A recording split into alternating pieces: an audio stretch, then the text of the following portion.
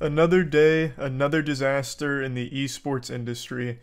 Today, we have to mourn the loss of an esports icon, someone whose passion for the industry as well as their non-stop involvement in the space is something that's very powerful and special, something I think we can all learn from. I'm talking, of course, about Snoop Dogg. Snoop Dogg, as you know, is one of the founding fathers of FaZe. He's been with the company for about a year now, and honestly, it's probably what he's most known for now. Aside from all of the other success he's had in his career, FaZe is probably what Snoop Dogg is most known for, and unfortunately, we're gonna have to hold a funeral service for him now.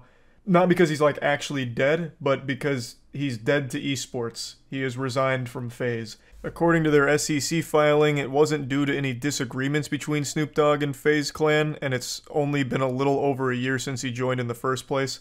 I'm of course kidding. I imagine most of you didn't even know Snoop Dogg was part of FaZe Clan because they made this big hoopla one time when he signed up, but he couldn't even be bothered to show up to the announcement in person, so instead all they've ever done together is have a picture of Snoop Dogg holding the FaZe Clan chain. That's really about it. That's about where his involvement in FaZe stops. He took one picture with their chain, and that's it. He said, "All right, my job's done here.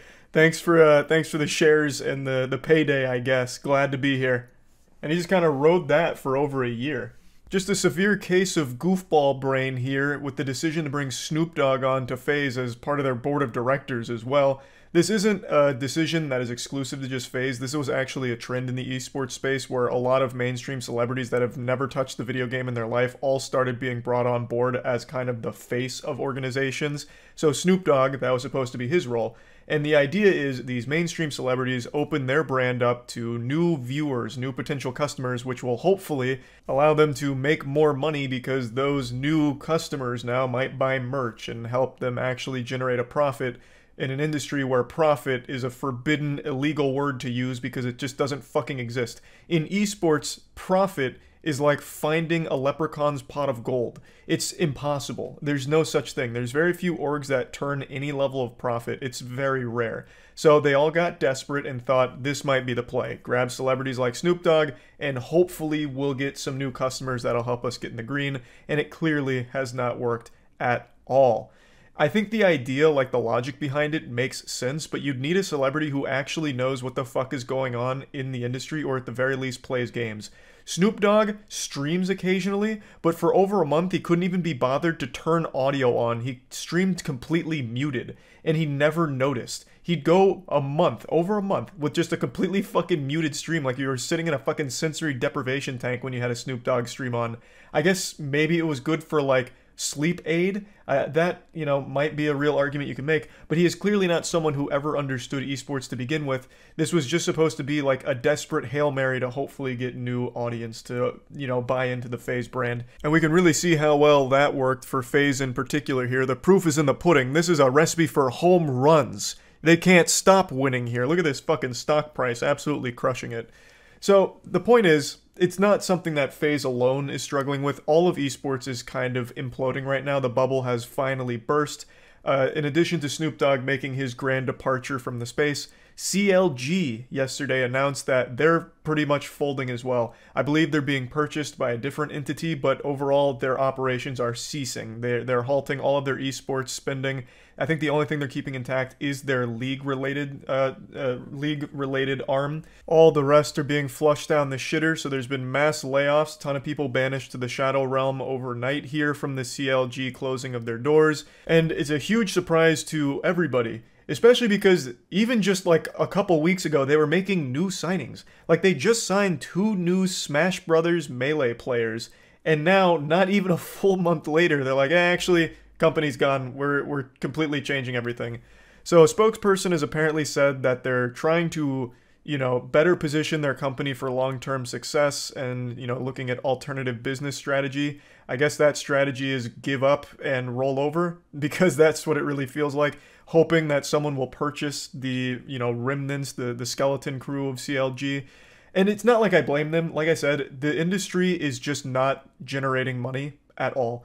Esports does not make money. And that is a lesson that everyone is now learning in that space. And it's something that myself, Ludwig, Matt, Danny, all of us knew beforehand when we made Moist Esports. We knew that this industry was held up with fucking imagination, like SpongeBob and Patrick in their box. All it was imaginary valuation on all their shit and hopium that eventually they'll be able to somehow make money.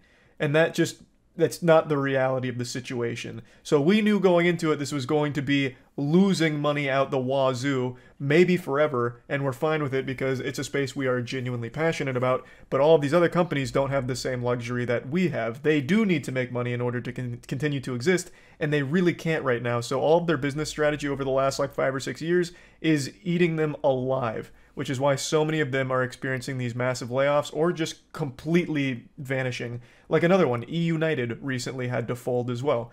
It's just been a really tumultuous period in the esports scene. I don't think esports as a whole are going to die, like competitive gaming isn't going anywhere, but these orgs they're having to swallow a very tough pill and learn that they've been making terrible decisions for years now and it's not working out. So CLG is the most recent victim here. But again, them and FaZe, they're still not alone. Even earlier this week, TSM, one of the biggest names in gaming, had to announce that they are going to have to be making changes as well. They're pulling out of several titles as well as just kind of pumping the brakes pretty hard on a lot of their other ventures that they were pursuing.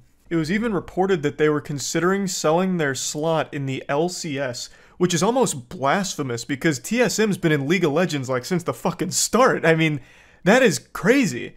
And of course, most of you probably remember that they had a huge deal with FTX, you know, a $200 million deal that was also included with naming rights, so they were TSM FTX. But we all know how FTX, you know, turned out. That fucking fairy tale ending. Absolute disaster, which of course was a huge hit to TSM, but they did make a statement saying that they were strong, profitable, and stable following the cancellation with FTX. But now I've got to question if that's true, or if that was just a load of hooey. Because, Jesus Christ, this is a huge deal. Selling an LCS slot, especially for an org like TSM, is a crazy thing to even think is right around the corner, potentially.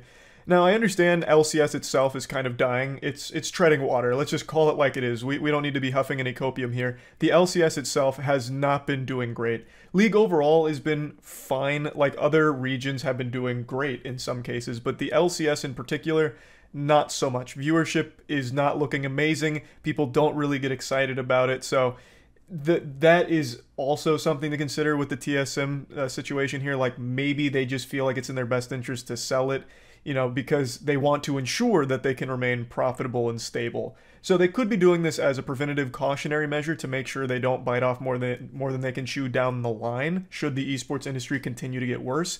So maybe they aren't as bad as it initially appears here with them like halting a lot of things and pulling out of some titles.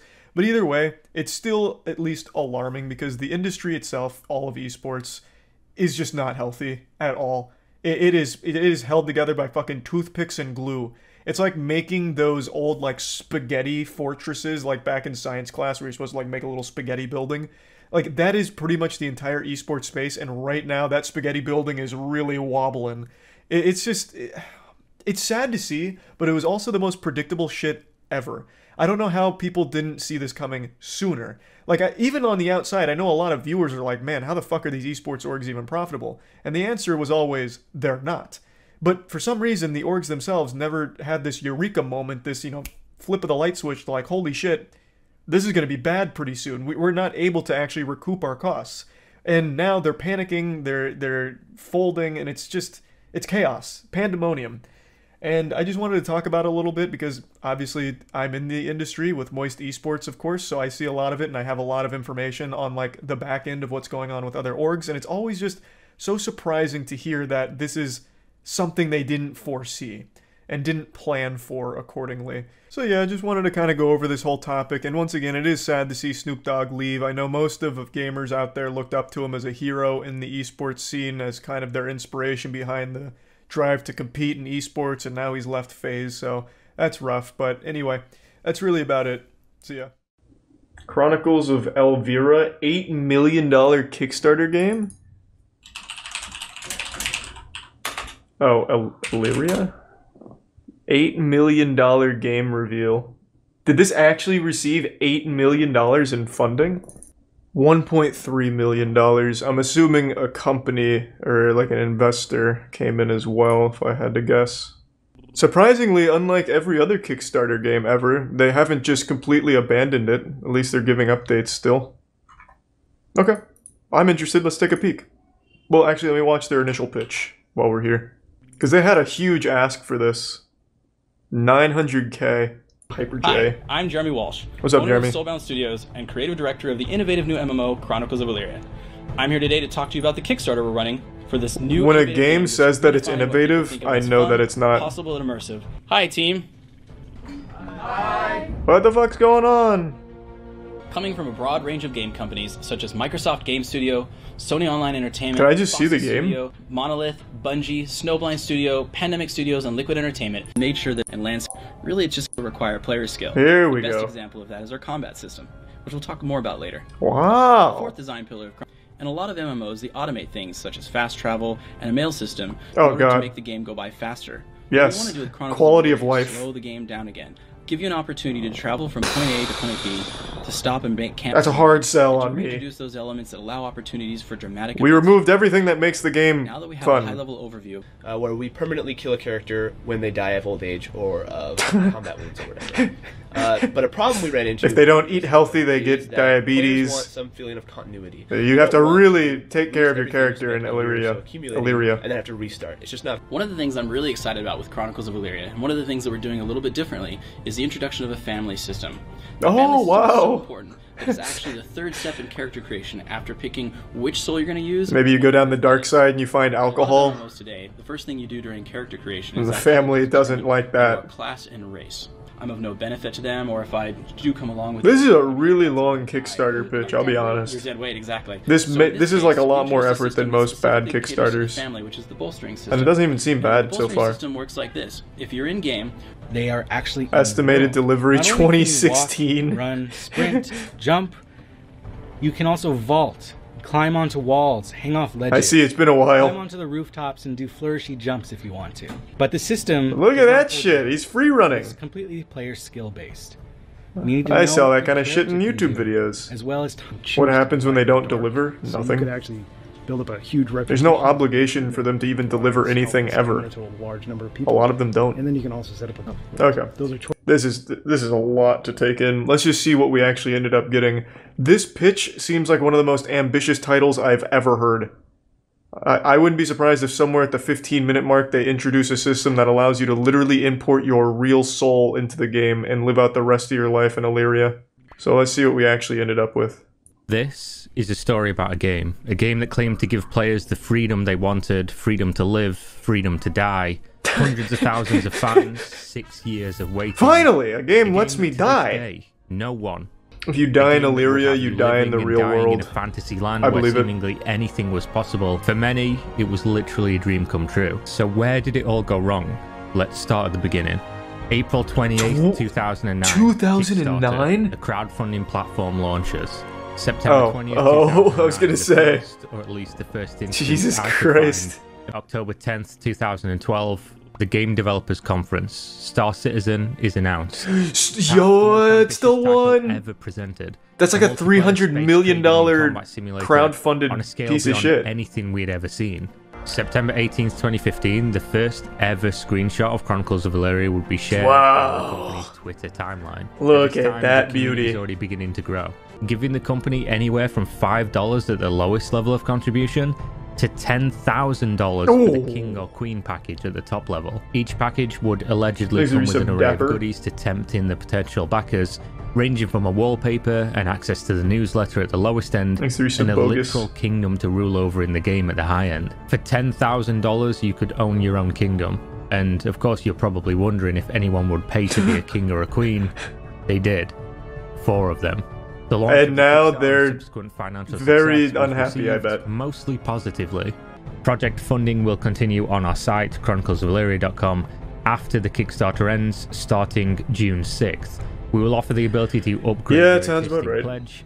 When the website came up, it would feature Wow. a ticker which showed the exact dollar amount raised from the various products and perks sold on the website. Holy And shit. it would continue to tick by month after month as more fans of the genre caught wind of Chronicles of Valyria and became enamored with the idea of this unbelievable journey they would soon embark upon. But why, At this point of the though? story, we have to introduce a supporting character. Just Like wait for it to someone. come out and The buy common it. payments. With this came an admission of neglect in transparency with the community that had supported the dream to this stage. The game was not progressing at the speed they had promised. The inability to attract world-class engineers to Let me see. What does this statement even mean? Second, we wrongly assume that having a kick-ass game design, rock-solid team of core employees, and successful Kickstarter under our belt would immediately draw in world-renowned talent. Wait, what, you wanted, like, Logan Paul to promote it or something? Is it, like, what the fuck does that statement even mean? We continue to have only a single engineer from May until December of 2016. Alright. Well, that'll do it.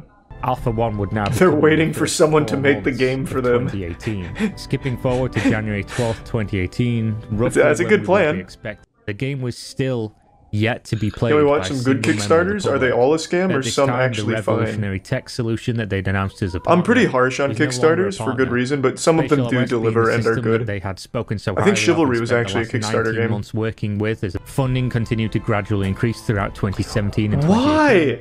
But there was something in the air. They made The game almost was $1 delivered million considerably more and more doing flack due to nothing. missed deadlines, lack of communication, and of Holy course, shit. an increase in worrying crowdfunding events.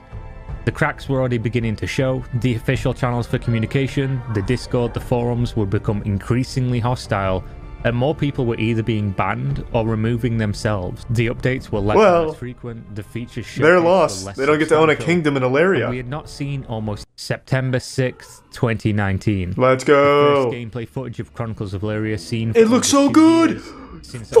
October 30th, 2017. This is gonna change everything. Disaster. The first video ever from Soulbound Studios to receive a negative like to dislike ratio since the announcing of the game. This looks like some shit This we'd play will on be the bad turning game point in nights the from story for Steam. most. Comments flooded in Oh my asking what God. was going on. Why did the game look this way? I posted a video claiming that Chronicles of Valyria would soon cease Oh, operations now how as a dumb do you studio, feel now, and the huh? game would subsequently be cancelled. With the pre-alpha, the players would finally get to test the Oh, game. The let's game was get it. finally inside. One more step and pre-alpha would be in the players' hands. The Wow. Settlers of Valyria It actually event would looks last like for 45 RuneScape. days and allowed the Like if community to buy RuneScape, plots old of school land RuneScape within was the made game in world Unity. for between $65 Holy shit. and $1,350 each. 20th of March 2020. Wow. The post opens. Soulbound I feel Studios stupid for being hard excited for work on Breath of the gameplay Wild features and 2, technology when this that will exists. deliver Chronicles. Pre-alpha was available to the backers, titled Trial of the Tested. This would turn out to be nothing more than a small obstacle course. Something many developers claim to be able to put together in a matter of days. or What the hours. fuck is The this? announcement It's posted actually some RuneScape. pictures, They gave you an agility jumping, course. climbing, ziplining. Oh my and God. running. The post, of course, ended. Jagex has a reminding lawsuit on their the hands. The non-disclosure agreement was in effect. No one would be permitted to show footage of the gameplay. It really No does one look like a allowed to student speak game. of the experience. Like a freshman Small at playable university. Experiences are planned. As this was happening, a new player was approaching. A Discord appeared titled Class Action for COE. A Discord dedicated Oh, to baby. bonding, to get restitution for the community that had funded this Wouldn't project work. to completion and been delivered. Literally nothing. doesn't April work. 9th, Kickstarter 2020, scams never a get held letter from accountable. Jeremy to the public, correcting a misunderstanding. But I like the It was chutzpah. never his intent. The blog post raised more questions than answered, talking about transparency, restoring the forums in a read-only I state. can't believe and it didn't the come out. Assuring of backers. 17th of August 2020, movement in the class action lawsuit Discord. Some backers had hired lawyers and the ball had started to roll. But the surprise here, the letters are dense in legalese, but both of them are uniform in their reply. Our clients did no wrongdoings. Our clients will not comply with your demands. Oh, they're So playing they are hardball. impasse. Neither side willing to budge. The only solution: settle in court. A Let's costly fucking and get it. time-consuming undertaking. 3rd of In February Illyria's 2021, court. You have to play legal papers are in-game filed with a at district the courthouse in court. Everything Illyria. is now in motion. Until today, the 1st of April 2021, when I'm recording this video, not a single soul outside of Soulbound Studios has played Chronicles of Valyria or could attest to the authenticity of the project. Thanks to Prime No Brady one and ever Resub played Smack. this game. and many would be waiting patiently for the legal proceedings for clarity. The prevailing sentiment being that if Jeremy wouldn't share with us the real situation, perhaps they could force him to in court. This Good is the idea. Chronicles of Valeria. It was great. He's been crushing it. We've watched like 4 Kira TV videos because he's covering so many MMO scams that I've become addicted to. And what remarkable timing, because 2 days ago they released another episode from Chronicles of Valeria. I am so excited. So we saw the pre-alpha. Actually, hold on. Before I do this, let's watch like a full let's play of it. Shortcuts because my Kill the intuition. guy yet? What? Oh no. Oh, ooh, Oh, It's alright, we'll just ignore that. that's Clipping issue. that'll be a This is the time skeleton over loss. in that skull head on the left hand side. Raging River, right? Oh, he's looking. Oh, there's some combat in here. Oh. In fact, it even looks pretty smooth. Oh wow. Dead? he's Maybe. dead. He's dead. Definitely dead. Very He's suspicious. playing a death animation. Does that count? I think. I didn't watch him die. You didn't watch him die. Is that part of the requirements? We're just gonna assume that he I died. feel like you then. guys. All right. And then, is this the second or first one? Oh, this is the first one. Oh, fuck, Illyria's so beautiful. I wish our world could look like this. It's like if James Cameron made a video game and then took a shit on it. Man, I'm about to start tearing up. Imagine spending $10,000 to own a kingdom in this shit. I think that would be worse than owning an NFT. Why would they even release this? We're still making changes to the UI, so it might be a little small. See all the nameplates at once to make it easy to figure out where your So they turned it into Roller Coaster Tycoon? Like, what is this? of your NPCs. So we do want to be able to give you a bird's eye view of knowing how healthy people are just by looking at them. This does look like a game that Digging down a Nintendo little would have more shown right off now, at their let's go ahead and direct. Click on my all revive. It's kind of what we've got: the round neck with the straight leg. Why are you focusing on clothes so much? Neck with no lace, short sleeve. With Does anything baggy happen in this pants. game? If the time and see your settlement. Are they just And, making this as quickly as possible so to we've been avoid leaving being this blank, sued? But after a recent play session, Like, why do and our this? semi-weekly playtest, I Just think we've decided that leave. we want to, at the very least, add tools. At its current size, it's Wow. currently using the same game data as one of the larger rocks, and that's because there's a lot of data and a lot of assets based on a game like this, and we have to make sure that they're all kept in sync. Wow, And in case it's this not. is And good. so when I'm done mining Alright, Chronicles of Illyria. I can sign up now to get nothing in return, I guess. Except be on Jeremy's mailing list. No, it doesn't look like you can keep funding it, which is great. I think this game looks great. Yeah, I can see where you're coming from. It does look pretty good. You get to do nothing, I guess, which is pretty cool. Yeah, I can't even find anything about this. On their website, they're still advertising it as an MMO, but here it's not only not called Chronicles of Illyria anymore, but it's also not an MMO. Apparently it's like a village builder, where you get to pick out your character's clothes. Is that like a fashion designer thing? How confusing. Well, I have no sympathy for the people who paid $10,000. Like, you pretty much deserved it. I don't know why you would blindly throw $10K into something on Kickstarter, especially when there's literally nothing to present. That was cool. Another good MMO, another Kickstarter classic. Yeah, it received $8 million total, and there was 4 people in particular on Kickstarter that backed for $10,000 because they were told they'd get to own their own village in the MMO. I don't even understand why you'd ever believe that, nor want that. I like that they're all MMOs. Yeah, you know, the reason they're MMOs is because that's the most marketable genre. Most people play an MMO or have played an MMO at some point, so it's just the most general genre to get as many people as possible. There's an actual reason that they're all MMOs. Look at me. Take a good, hard look at me. This is the face of a man who owes you an explanation. And this is the face of a man expressing sadness. For many months now, there's been one question plaguing the minds of many. What happened to my $10,000 monthly speedrun challenge?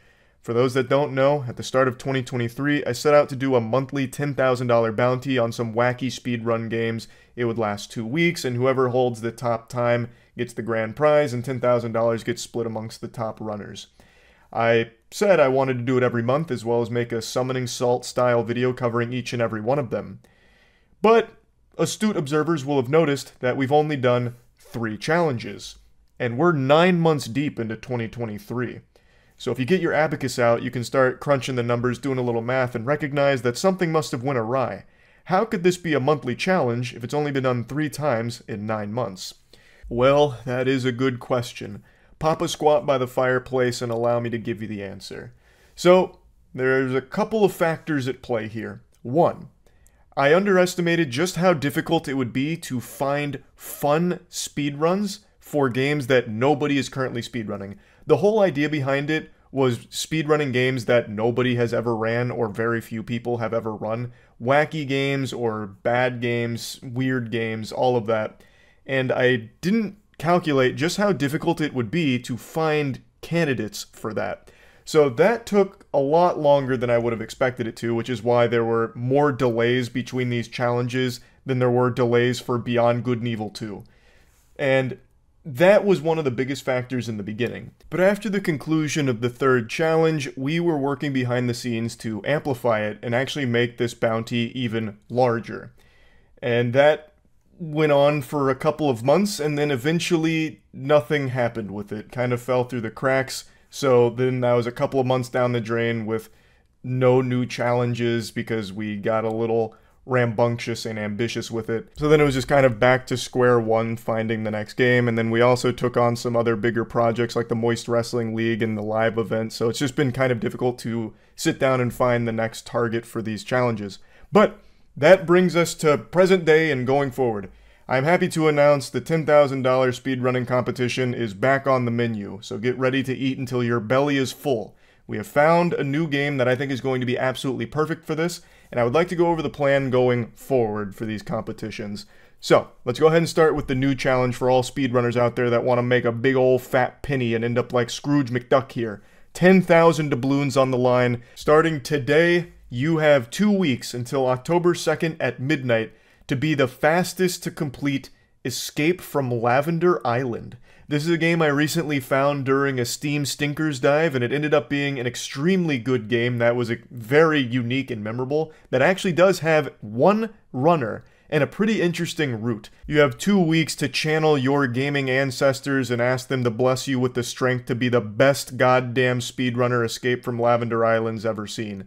2 weeks, you can slap the fuck out of this game, you can use any glitch and exploit at your disposal in order to beat it the fastest. The only thing you can't do, obviously, is use any third-party cheats or software to change values or anything like that. No tool-assisted speedruns, nothing of that sort.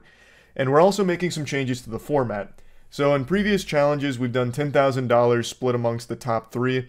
This time around, we're doing $10,000 split amongst the top 10. Now, Kronos has posted a tutorial here on how to install the auto splitter as well as the frame caps. That way everything's super convenient, super easy. All the heavy lifting's been done for you. The frame cap is there so that everyone is on an even playing field. No one's going to have an advantage just by being able to pay to win for better hardware. So I'm going to put a link to this video in the description. That video also has a link to the Discord where you're able to collaborate with all the other runners, where you can start discussing and theory crafting routes and glitches and all of that. Which brings me to my next format change. In the previous challenges, I issued a $1,000 glitch hunting bounty to whoever finds the most impactful meta-defining glitch. I am throwing that in the dumpster. I'm flushing that one down the toilet because that ended up getting very messy. That was a full fucking sloppy joe there. Because finding glitches, even the biggest glitches in these games, is very collaborative. So people build on top of other people's discoveries to find these optimal glitches. So it was always very difficult to determine who should get that prize. So the community has come together and said that it's probably best to just change that up a little bit, and I agree. Instead, we're going to be doing a final race bonus, where even if you're not in the top 10, you can still have a chance to win a big prize, money, obviously, clams. On October 2nd at midnight, all of the submissions for the speedrun challenge will end. But at midnight, what will start is a final race where every runner that wants to participate comes together and does one final run. And all of this has to be streamed, by the way. I think it is important to mention. All of these runs need to be streamed. That's one of the rules we put up there just to make sure there's no foul play or any fishy business going on with any of the submissions. So, October 2nd at midnight, after all of the speedruns are done, we start the final race where everyone comes in, streams one final run, and whoever gets the fastest time in that final race is getting a bonus prize. And if you're one of the top 10 runners, you'll get that bonus prize on top of what you already earned from your placement. So I think that'll be even more hype, because then we can watch like one final run together and just tune into everyone's different streams as dreams are crushed and dreams are made. I think it should be a lot of fun. That was Kronos' idea, and I think it's a banger. So I think that covers just about all of the major changes here, and it should just be business as usual for the top tier gaming barbarians out there that want to tackle the Escape from Lavender Island challenge here for $10,000. I love doing these things. I do regret that it hasn't been as frequent as I wanted to. I really did plan on doing this every month, but that just became really difficult. I underestimated how hard it was to put these on, especially when you have to find games that no one is currently speedrunning. So, going forward, I'm not going to make the claim that this will be a monthly thing, because I don't think that's possible. Especially if we're going to keep doing Summoning Salt videos for them. We didn't do a Summoning Salt video for our previous $10,000 challenge because we had taken on some bigger projects and it made it hard for our small team to allocate enough time to make that slap like the previous two had. But I do still want to do that, so I am planning on getting a Summoning Salt style video cooked up for this challenge, but I also don't want to promise it either. So going forward, I'm going to keep doing these challenges, but they're just going to be like some fucking jump scare surprise drops out of nowhere. So yeah, anyway, Speedrun Bounty number 4 is live now. Go hog wild with it. Super excited to see what gets discovered and how the runs go. The current world record is about 18.5 minutes. I'm hoping by the end of it it's down to about 18.5 seconds. Like, I'd love to see some absolutely crazy shit get discovered, because I love that kind of stuff. Also, big shout out for Kronos for putting all of the material together and getting all the resources together, and a whole team, really, to help make this as easy as possible for everyone to participate in. Another huge shout out as well to Plumado, Sabuline, Horizon, Demented Salad, and Cooling Cake. They are the ones responsible for the auto splitter, as well as just putting together like the speedrun.com page to moderate it and make sure everything's legitimate. So we do have a team together to make sure there's not going to be any kind of nonsense hoopla where people try and cheat.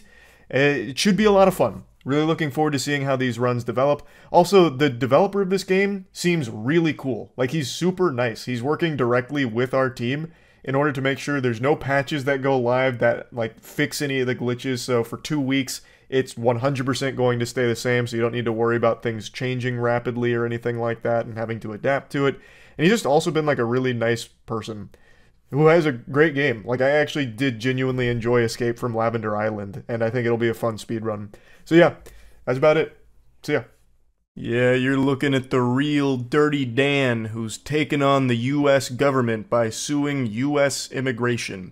I already made a video updating you on that whole situation. We are still actively going through the process of filing that lawsuit for their dreadful mishandling of our esports Australian Apex players being denied entry into this country multiple times for the most nonsensical reasons imaginable, which was a huge financial strain on all of us, just biblically slapping us over nothing, nearly ruining our whole season.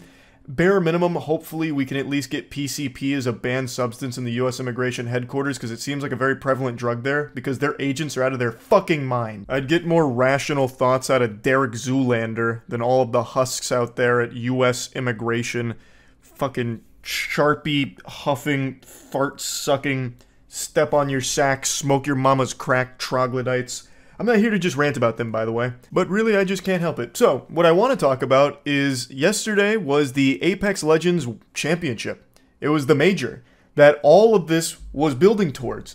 Our 3 Australian players, they were denied entry into this country for half a year now, over half a year. So it was looking very grim that they'd be able to compete. As I mentioned to you all in the last video, after getting denied so many times, we did finally find a way of getting them to this country by having them get B1 visas, which was an extremely hectic, chaotic, and expensive process of flying them around the globe multiple times, because this is yet another entirely different visa. So this one required like an in-person interview, so they had to go back and forth, and then everything went well there, and they were eventually able to touch down in America 2 days before the tournament. And I'm so fucking proud of how they performed. I'm not going to spoil the placement here, the surprise, But holy shit, in spite of everything they went through, all this adversity that was entirely unnecessary from US Immigration, they weren't able to practice together for weeks. They were coming into this pretty cold. Like, they hadn't played as a cohesive team in so long, and yet they came into this tournament and played outstanding. So I want to show you some of the highlights here from the tournament as well as the conclusion. We're all so proud, and I want to give a big thanks to everyone that stopped by the streams to show support. The streams were popping off, so big thanks to everyone that came through. It was a lot of fun. The hype was fucking crazy. So here's just some of the highlights here from some of the games. We've got some friends over there. Truce! Truce! We can team together!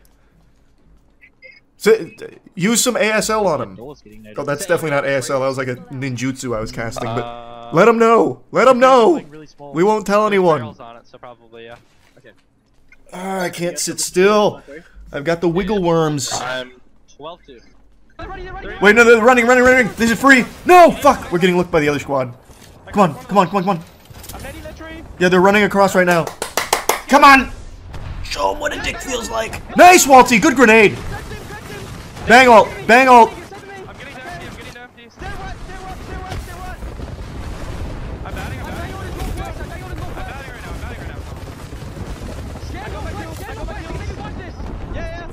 Yeah, watch him! Oh, yes!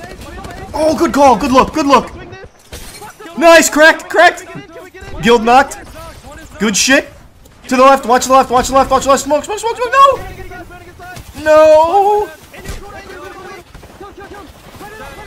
Nice! Door! Oh, that's a full 3 swing. That's tough. Damn. Hey, that's alright. That's good. That's a good start. That's a hot start. If we had just a little, I think if the team waited an extra 15 seconds, if they waited an extra 15 seconds, we could have full reset right there and won that. That's a good start. It's a good start. Virtus 17 after that. Oh, that's not, okay, so they must not have got a lot of kills. I wasn't paying attention. That's good, okay. So we're only 3 points behind first right now anyway, so we're good. We're in a good spot. That was a great start. The boys got hot towards the end there, hitting all their shots. It's just unfortunate that the team pushed when they did. So, I like that start. I like that start a lot. I haven't seen us play this spot, so I don't have any opinion on it. I've got no opinion on it.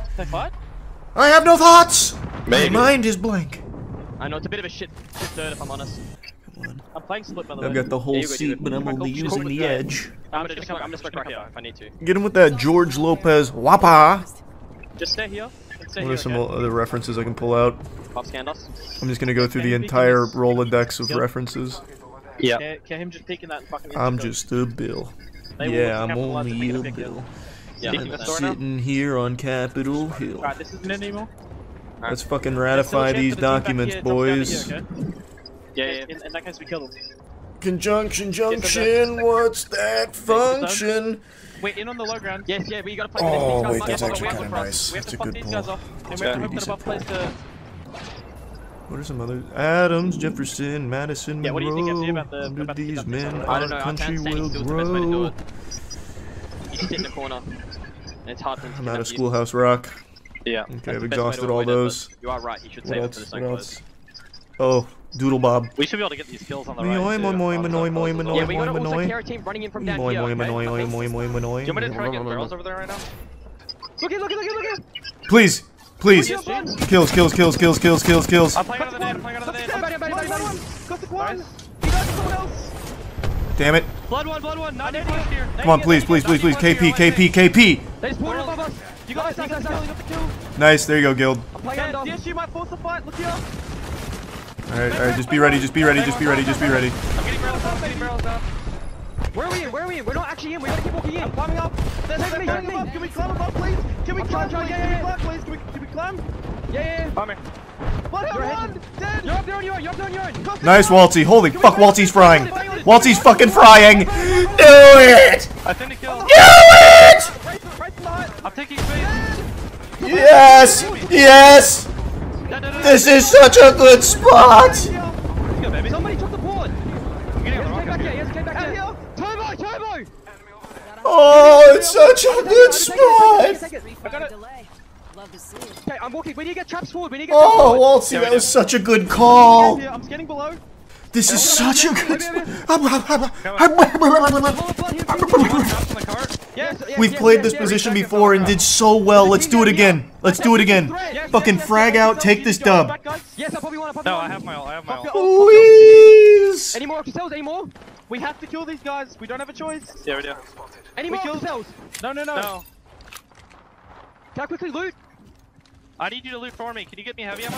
Yes. That sick There's a duo bastard. in front of me. I might kill these guys. We got Bay ordered. No, that's behind, I think. I'm looking left. I'm looking left. Okay. Come on, please. I'm looking left of the car right now. I got a wingman. Wingman! Give it to me. Waltzy! Give it to Waltzy now! Now! Give it. Yes! Get the climb up. Take it. I'm staring. Oh, Waltzy on Wingman! They're gonna be in front of me. I'm cold-sculting them. Scanning. Yes. I ulted them. Come on! Fucking them. Keep fucking them! Do it! Bank flash in front of me. Crack them. Nice Arc Star! Please! Guild knocked one. Good. Get on the high. Reloading. I got the quad. On the left here, on the left. Yeah. Hey, nice. Can we look here? Look here. There's teams in the open right here on my ping. Killed one right here. Nice. Good shit, Guild! Good third gen. Yes! Just fucking piss on him! Do it! Yes! Let's run. So low! Do we have grenades? Do we have any grenades? No grenades. Fuck! Yes, I'm dropping you. Can you smoke these guys again? Yeah, get ready on that ult. On the rock. 75 Yeah, on I'm blood. looking. Good shot, Guild. Guild, you're the fucking best here. Fuck these guys up. I'm gonna bang out them. Yeah, come on. Yes! Come on! Bang ult down! Get ready! I'm ducking. They ulted. I'm playing out of it. Yeah, I'm stunned. Someone! looking for them, I'm You want looking 80, for them. you want 80. No angle. Come on, please. Let's go. Are they still here? They're below us. They're underneath. Solo. They're killing the solo. I killed Chop. Drop. Nice, Waltzy! Dropping. Let's go! Big dub! Fucking. Oh my god! Holy fucking shit, cunt! Good fucking shit! That's a big game! That is exactly what we needed. That is just what the doctor ordered. Fucking huge game. Alright, lovely. Woo! Exhilarating final We're start back! as well. We're back! All members involved, and you can see everyone. It's all about getting points at this moment and getting closer to that. Oh, that's huge. Threshold. It does send. Oh, and I hear a Let's Get Wet chant in there. The leaderboard Yes.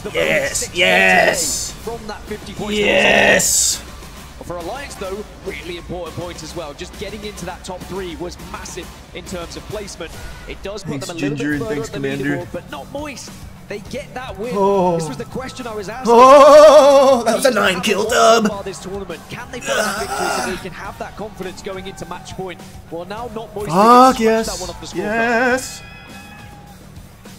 On 30 Oh, a points at the moment. When you look at the 21-point match heater. ball That's result, 40 not points. That's 40 points. Moist We're on 10 the off board. match point. So Come start on. leveling up the leaderboards. They're now only 10 Yes. points away from match. Just 10 points in this next one, and then win the following game.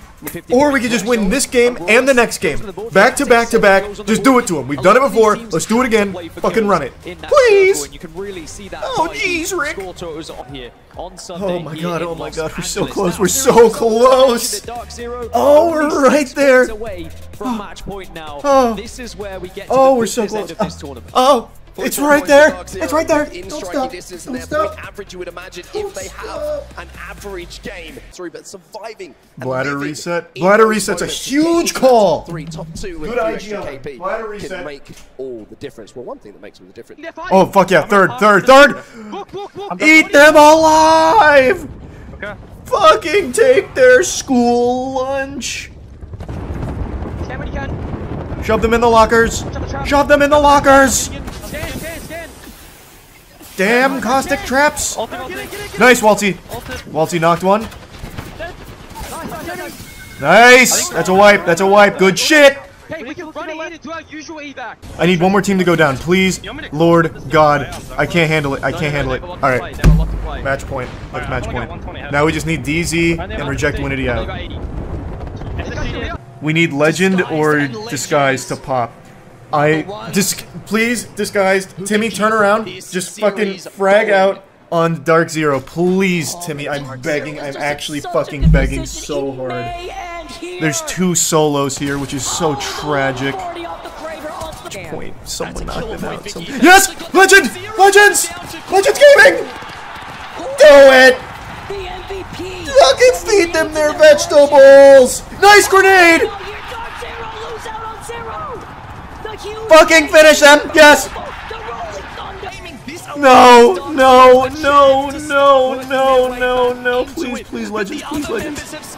Good shots, Strafing Flame.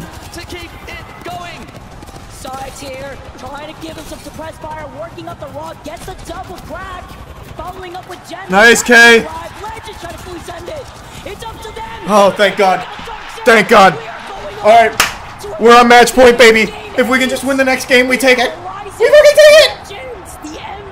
Yes! There's so many teams on match point now, though. This is do or die. This is do or die. This is do or die for us. We just need one win here. If we win here, we win it all. Please, fucking please. It would make for the best goddamn story in esports after everything they've faced to get here. All of the unjust adversity. It's like an actual fucking anime. Eventually it'll be a Hulu docu-series on this moment, this day. Please, not Moist, please, boys. At match point 2. Father Justin, one more time, I call upon your divine power. Let not Moist win here. Let them win this game. Father Justin, please. Might also look to play their game. Father Justin, please. Are you hovering up to you? Careful. You guys hit it back. I'm trying to cross you guys. Am I good to make this cross? Yeah, you are. Oh my God, we got a fucking Kraber. Oh my God, we got a Kraber. Oh my God, we got a Kraber. The actual gift from Father Justin and Santa Claus. If you shoot Kraber at them, there's I did. They're looking for us. They're looking for us. I think. Yes, they are. Oh my God, no. Don't let them run at us. Please. No, we need to hit those shots. Please, MT, please. I'm begging you. I'm begging you. You have to hit these shots to scare them off. Nice, good shot. Oh my God, this evac is... We have to come back. This is everything. This is everything. It's free. It's 100% free. Okay. We win this fucking game. Yeah, let's fucking go. I'm gonna land inside the blue crate. Okay? Yes. We should go over there. Barrel here? Wait, no. It was actually free. Blue crate was free. Oh my God, please let this be the God spot. Please let this be the God spot. Kinda gotta kill them. Yeah, he is. Are we grenades? I got 4 rocks. I have 2 frags. Plan on you guys. Please. I have 1 arc. I have 100 heavy. God, good shots, MT. Good fucking shots. There's 20. Down here. Nice. Fuck, nice. That's so big. Good shit, Guild. Sliding down. Where? Yep, sliding down. Do we take that? Staying them. They died. Yep, they're out. Nice. Team up here. Team on my ping. Who naded us? Get right here. Good. Fuck. That was so close. Come on, MT. I can't see anything. They're on me. Careful. I got the barrel in the corner next to you. Back it up. Play on me. I'm playing the blue crate. Play on me. We safe. No. On me, maybe. I'm gonna eat this 1 rocket, okay? In barrel. Push it back! In front of us! No, please. You guys gotta get in, I'm batting. I cracked one of them. Dead. Bang here. Play up. He died. Play up. They don't know you're there. Right here. Walty. Fuck! It was so close! I think we needed to just jump back there. It's a massive moment for Apex! It's a huge moment! What a shame. We were right there! That was so close. Reject Winity played out of their minds this whole tournament, though. They were by far like the best team when it came to positioning. They always had the best spot, always. A new champion that is this last game here in the ALGS Split 1 playoffs. Fourth, we finished fourth. Hey, that's still good. That's still a great finish, especially all things considered. But man, they were right there at the end. If they could have won that last fight, that was a W for Not Moist. Yeah, fourth place is still very good. I'm still super proud of them. They did amazing. What's going through the minds of those players right God, now? it was just they were literally touching the championship right there, touching it. That's still very good. What do you have to say? They battled through so much adversity, and it was right there. If we had won that last fight, that was our trophy. That was them. They did super well though. This time they got rid of the zero reject winning. Triple mouse and keyboard, yeah. No, they earned it. They played an incredible tournament. Not Moist was right there. That was super close. All right, hey, that was a great run from the boys though. They fought not only in Apex but the U.S. government itself just to get here. So, fourth place, I think that's something to be very proud of. Pardon me. Do you mind if I get excited real quick? Have you ever seen a grown man smile? Now you have. Anytime I show emotion, it disturbs a lot of you. I understand why, but sometimes it is a little hurtful. There's a certain catharsis about showing a more vulnerable, emotional side of myself. I know I've become kind of the masculine machine, but damn it, I feel all the same, just like you. There is a very human side of Charles Sledgehammer White. And right now, I want to let it out to play. Because goodness gracious, heavens to Betsy, I'll tell you, I'm extremely excited to share some huge news with all of you. There is an industry out there that is a place where dreams go to die, and money goes to die. Money goes to vanish instantly. It's called esports, and I absolutely love this space. It feels like anytime I even mention the word esports, a few more dollars mysteriously disappear from my wallet and I don't know where they go. It is legitimately an industry that just gobbles you up and spits you out. Sometimes not even the strongest organizations in the industry can survive. With hundreds of millions of dollars worth of backing, some of them have just been going tits up. It's brutal. But you know what? I love it. I cannot be more excited to talk about our plans in this space. There's so many organizations pulling out of so many different games or just outright closing or doing some extremely degenerate, shady things that I think it's become even more important now than ever to go even more hog wild in esports, to push it to glory. So I'm happy to tell you we're making a huge move in Valorant. Many of you know our Valorant squad, the Moist Moguls, was one of the best Valorant teams in the world last split.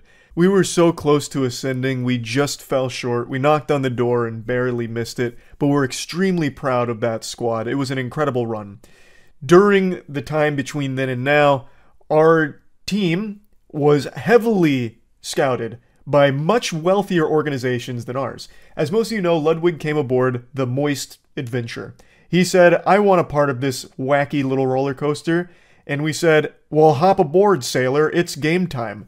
And he, like us, developed a fetish for burning money. But unfortunately, there's only so much money to burn, and some of the other organizations that were going after our players had much deeper pockets than ours. Keep in mind, our entire team, all of our members, were some of the best in the league, so they were a hot commodity, and things were getting a little desperate on our end because, realistically, we couldn't financially compete with some of the offers that they were receiving.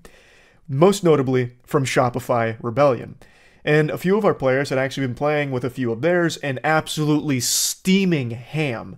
They were blowing teams out. They were going crazy together. They made a great squad.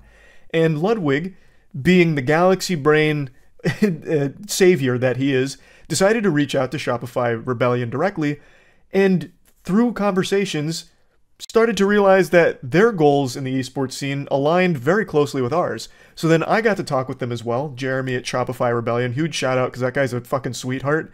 we all got talking and realized that we all are in kind of a similar headspace in this scene, which is, again, extraordinarily rare. And we started to come to the conclusion, why not take a page out of Dragon Ball Z's playbook and do a fusion dance? We'll be stronger together if we combine our powers.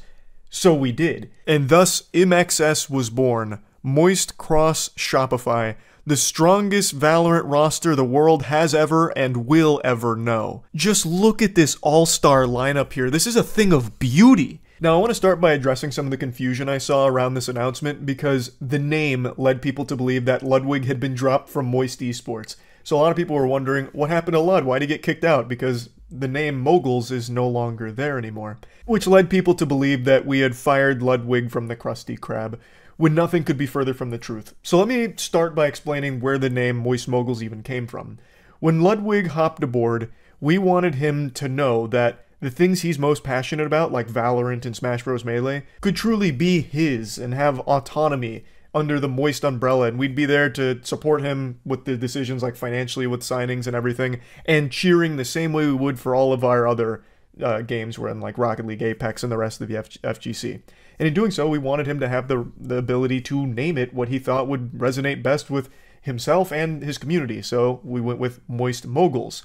But that always led to a little bit of confusion because it's kind of splintered because there's Moist Moguls and there's Moist, and things get a little confusing, especially because Moist Moguls are in Smash Melee, but not Smash Ultimate, so things got like a little weird. So over the last couple months, we were actually talking internally about just like putting it all together under Moist so it doesn't seem like Ludwig is, you know, fractured from the rest of the organization or anything like that on his own little fucking island somewhere with just these games and nothing else, when he's passionate about the entire organization. So we were going to roll Moist Moguls just into overall Moist. And then we started talking with Shopify Rebellion, and we found so much in common with them that we felt this is a really strong move and really want to work together with them to build this perfect Valorant team. So in choosing a name for that, we went with MXS, Moist Cross Shopify, because it's representative of all of us on the Moist side being one unit, instead of doing something like Moist Moguls Shopify Rebellion, Moist Cross Moguls Cross Shopify Rebellion. That's a super long name. It's a mouthful. No one would want to say that. Your hair would be graying by the time you're done going through that name. So we just wanted something that really represented this partnership together, all of us together. But that doesn't mean all of the DNA from the Moist Moguls is gone forever, because we still are keeping Mogi, the mascot for the Moist Moguls, who will now just be the overall mascot here for MXS.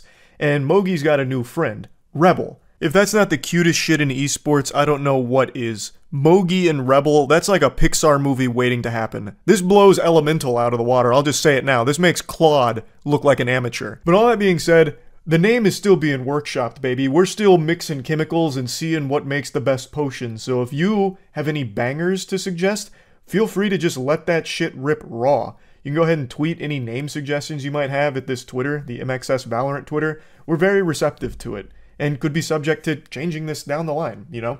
But what we're not changing is this partnership. Shopify Rebellion is just a fantastic organization that we're extremely excited to be doing this with. Taking the Moist Moguls roster and the Shopify Rebellion roster and creating this God Squad is incredible. And this brings me to something that you all know. We love to win. We like those big dubskis, those fat W's feel amazing. Downright euphoric. Like listening to fucking Deftones for the first time. It feels good. So we're coming for throats here. We want to ascend. And in doing so, we want to help Riot steer this ship a little better than they currently are. Ludwig mentioned this in the announcement video he just made on this partnership, and he was talking about one of the goals being to improve the system that's currently in place here, because it's suboptimal.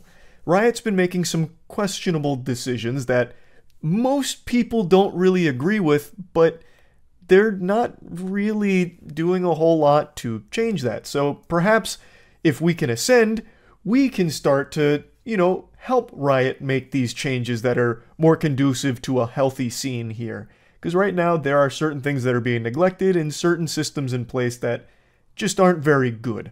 I'm going to keep it pretty vague here, but I recommend you check out Ludwig's announcement video about all of this, because he does dive into the nitty-gritty here and get into the weeds of it about what's not great and also how it can be great and improved. So yeah, super excited to be teaming up with Shopify here. I cannot wait to start watching MXS clap cheeks. Super excited. And yeah, we want to win everything all the time. That's about it. See ya. You probably can't tell just by looking at me, but I spent over 10 hours outside yesterday. It sounds like a Mr. Beast video. It's almost unbelievable that someone like me could endure something like that, but it's true. Now let me go ahead and define outside. I don't just mean leaving my house, going from my house to like a movie theater or something like that. I mean actually in the thick of things, under the scorching sun, in the heat of Florida, drowning in the humid air, suffocating on my own saliva. I'm talking about me in nature. Just Charles and the great outdoors at Universal Studios Orlando. I swear to God, this isn't a sponsored video or anything. There is a reason I'm talking about this. I just need to set the stage first. Nobody believed in me. They said I couldn't do it. They said it couldn't be done. But you know what? To all the naysayers, I went out into the real world and proved you wrong. I braved the wilderness with ease. For over 10 hours, I slapped that shit around, and it was no problem. They said, Charles will give up after an hour. He'll be crying and whining, and, you know, it'll be embarrassing. But you know what? I didn't give up after an hour. I may have held in a pee too long waiting in line for the Amazing Spider-Man ride and maybe let out a little urine preemptively, but even though my pants were wet, my eyes were dry. I didn't cry, I didn't complain, and I had a great time. So, why were we at Universal Studios, you're asking? Well, it's because the #1 Rocket League team in the world, Moist Esports, is in the United States right now. They came to Tampa to do a little boot camping before the RLCS World Championship, which is starting August 4th. And while they were boot camping, they wanted to experience the best this great country had to offer. So we took them to Universal Studios and showed them what we're all about. With the Jimmy Fallon ride, Fast and Furious, E.T., Men in Black, we spared no expense showing them what makes America so awesome, so fucking epic. Now, for those that don't know, our Rocket League team is EU-based. It's Rise, Joyo, Vatira, and Noah. And for some of them, this was their first time experiencing Universal, and we wanted to make sure that they got the best impression possible. So while boot camping, we took a day of just having fun, going out there and getting grimy at Universal in the 105-degree weather with 98% humidity or some shit. Like, it was amazing, and I know they enjoyed it. I have no doubt the blessings of Jimmy Fallon and Vin Diesel will turbocharge them and prepare them to take first place at the RLCS World Championship this coming week. And I'm super excited. Of course, I'll be doing a watch party on Twitch, as I have been for all of the other tournaments, and I absolutely can't wait to watch them perform. But what I really want to focus on today is those rides. Jimmy Fallon raced through New York, Fast and Furious... Fuck, I don't remember. Fast and Furious, Welcome to the Family, bitch. E.T., Save E.T., and the Men in Black attack ride. The reason I want to focus on these is because I believe this is the best humanity has to offer. When you think of amusement parks, you'll think of like Disney and shit, and when you think of like specific rides, like really good thrill rides, or just in general the best rides ever, you're probably thinking of things at like Six Flags, the big roller coasters and shit like that. But I'm here to make a very convincing argument on why you're wrong to have that opinion. So let's start with the obvious one. Jimmy Fallon's race through New York. I don't know if I can actually show any footage of the rides here because they're pretty explicit that they don't accept any photography, but I know there are plenty of videos on YouTube showcasing these rides in their entirety, but I'm just not going to roll the dice here. I'm just going to paint a picture with words. So this ride puts you head to head with late night's #1 guy, the superstar, Jimmy Laughs by the Gallon Fallon. And my God, he spares no expense here. He's bringing his A game. Not only is the ride great, but the jokes... Whoo-wee! I mean, you're going to be having thrills and you're going to be having cramps in the side of your belly from how hard you'll be laughing. The whole experience here is something that cannot be understated. You go into the NBC studio, you're seeing all kinds of cool NBC lore, and then Jimmy Fallon calls you up. It's your time on the late night big stage, baby. You get to see some highlights from the Jimmy Fallon show, such as the time he smacked an egg on the top of his head. I mean, who could forget? And then Jimmy Fallon talks to you. You sit down in these really beautifully comfortable chairs, which are just made out of metal, and they're at like a terrible angle, so you end up sinking straight down and hitting your tailbone on a jagged piece of metal because it's constructed so well. And then you strap in, and you're in for the time of your life. It's a giant dome, it's a big screen, and Jimmy Fallon's talking to you. The objective is simple. We, since we're a team, we are going to be racing against Jimmy Fallon through New York City for the sake of beating him. And if we beat him, that's good for the ratings and it makes us happy. If he beats us, we suck. You know, that's about it. And, you know, we engage in this race and it's cool. You immediately bust out of the NBC studio. You know, Jimmy Fallon's drifting around corners. We as the audience, we're drifting all over the place too. And it's, you know, it's got like haptic feedback, so your chair's bumping and grinding all over the place. In particular, at this showing, the people behind me were really having a hoot and a holler every time Jimmy opened his fucking mouth. They were losing their shit. So they were having a great time. We were all having a great time too. I mean, just ask Joyo. I mean, Joyo, I've never seen someone so happy. So we're racing Jimmy Fallon through New York. We get to see a lot of cool things. We get to see the Statue of Liberty for a little while. We get to see other cool New York stuff like pizza. Jimmy Fallon throws pizza at us. We go through the subway. And then in a giant plot twist, it turns out our vehicles, I mean, they're not just roadsters. Like, we're not confined to just the simple streets. Not Jimmy Fallon, not with these plebeians.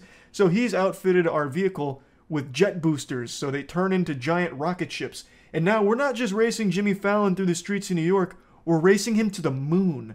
So then we take it to the moon like real men, and then we take a giant space cannon back to Earth, and then we re-enter the studio, and then it's neck and neck.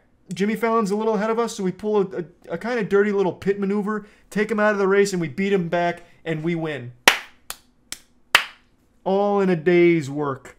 Jimmy Fallon's been defeated at his own game, and we leave with smiles on our face. It was a memorable experience, and it was a lot of fun. Now, compare the 35 seconds you spend racing Jimmy Fallon to the 45 to a minute you spend on a roller coaster. The answer should be obvious as to what's more fun. Like, in a roller coaster, you don't get a cool story. You're not even racing against anybody, and Jimmy Fallon's not even there. So, I don't know why anyone would ever choose a roller coaster over racing Jimmy Fallon through New York like 5 times in a row. But let's move on. So Jimmy Fallon is, of course, a banger. The race through New York ride, amazing. One of humanity's finest works. But we're only just getting started because Universal also has the Fast and Furious ride, and my God, if you ever need to feel like a man, just go on there. By the time you get out, have a fucking full beard and a hairy chest. This is something special. So, again, not going to show any footage because I don't want to take a chance here. But the story is as follows. You've been invited to a super secret party. It's a big banger. So we get briefed by a live-action human being who's talking with CGI Ludacris on a TV screen. So Ludacris has these pre-recorded lines where he's like, hey, welcome, you're about to go to like a super exclusive party, it's fucking awesome. And then the live-action guy is just like, hey, listen to Ludacris. Ludacris is talking about a party, we're about to go to a party.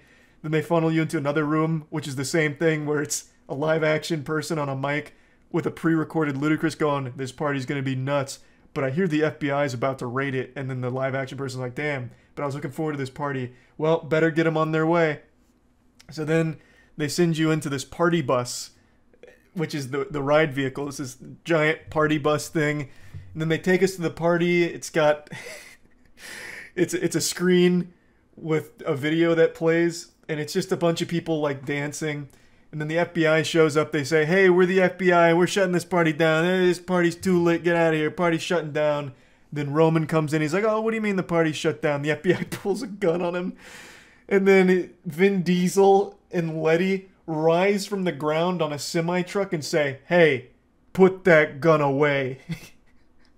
We got our family here, talking to us on the party bus. So then The Rock shows up and says, my gun's a lot bigger. And he's got a big gun. And then after that, FBI guy leaves. He's like, Owen Shaw's coming for this party bus and we gotta save him. So Vin Diesel's like, coming for our family? No, sir. Get him out of here.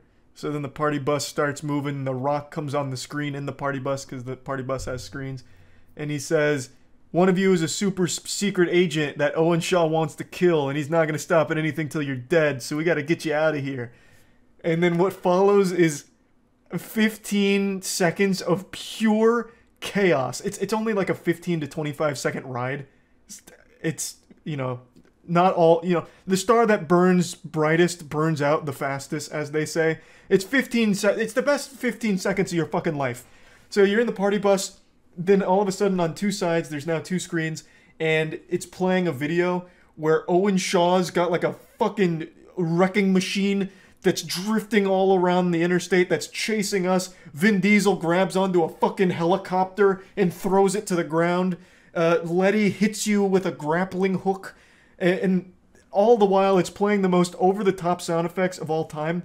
So, like, you crash through one of the cars, and it actually sounds like a bomb goes off in the vehicle because they put the speakers right next to your ears. So it just has, like, this absolutely apocalyptic boom sound that'll deafen you for a little while. And then eventually, like, oil spills, and then, like, a water tank blows up.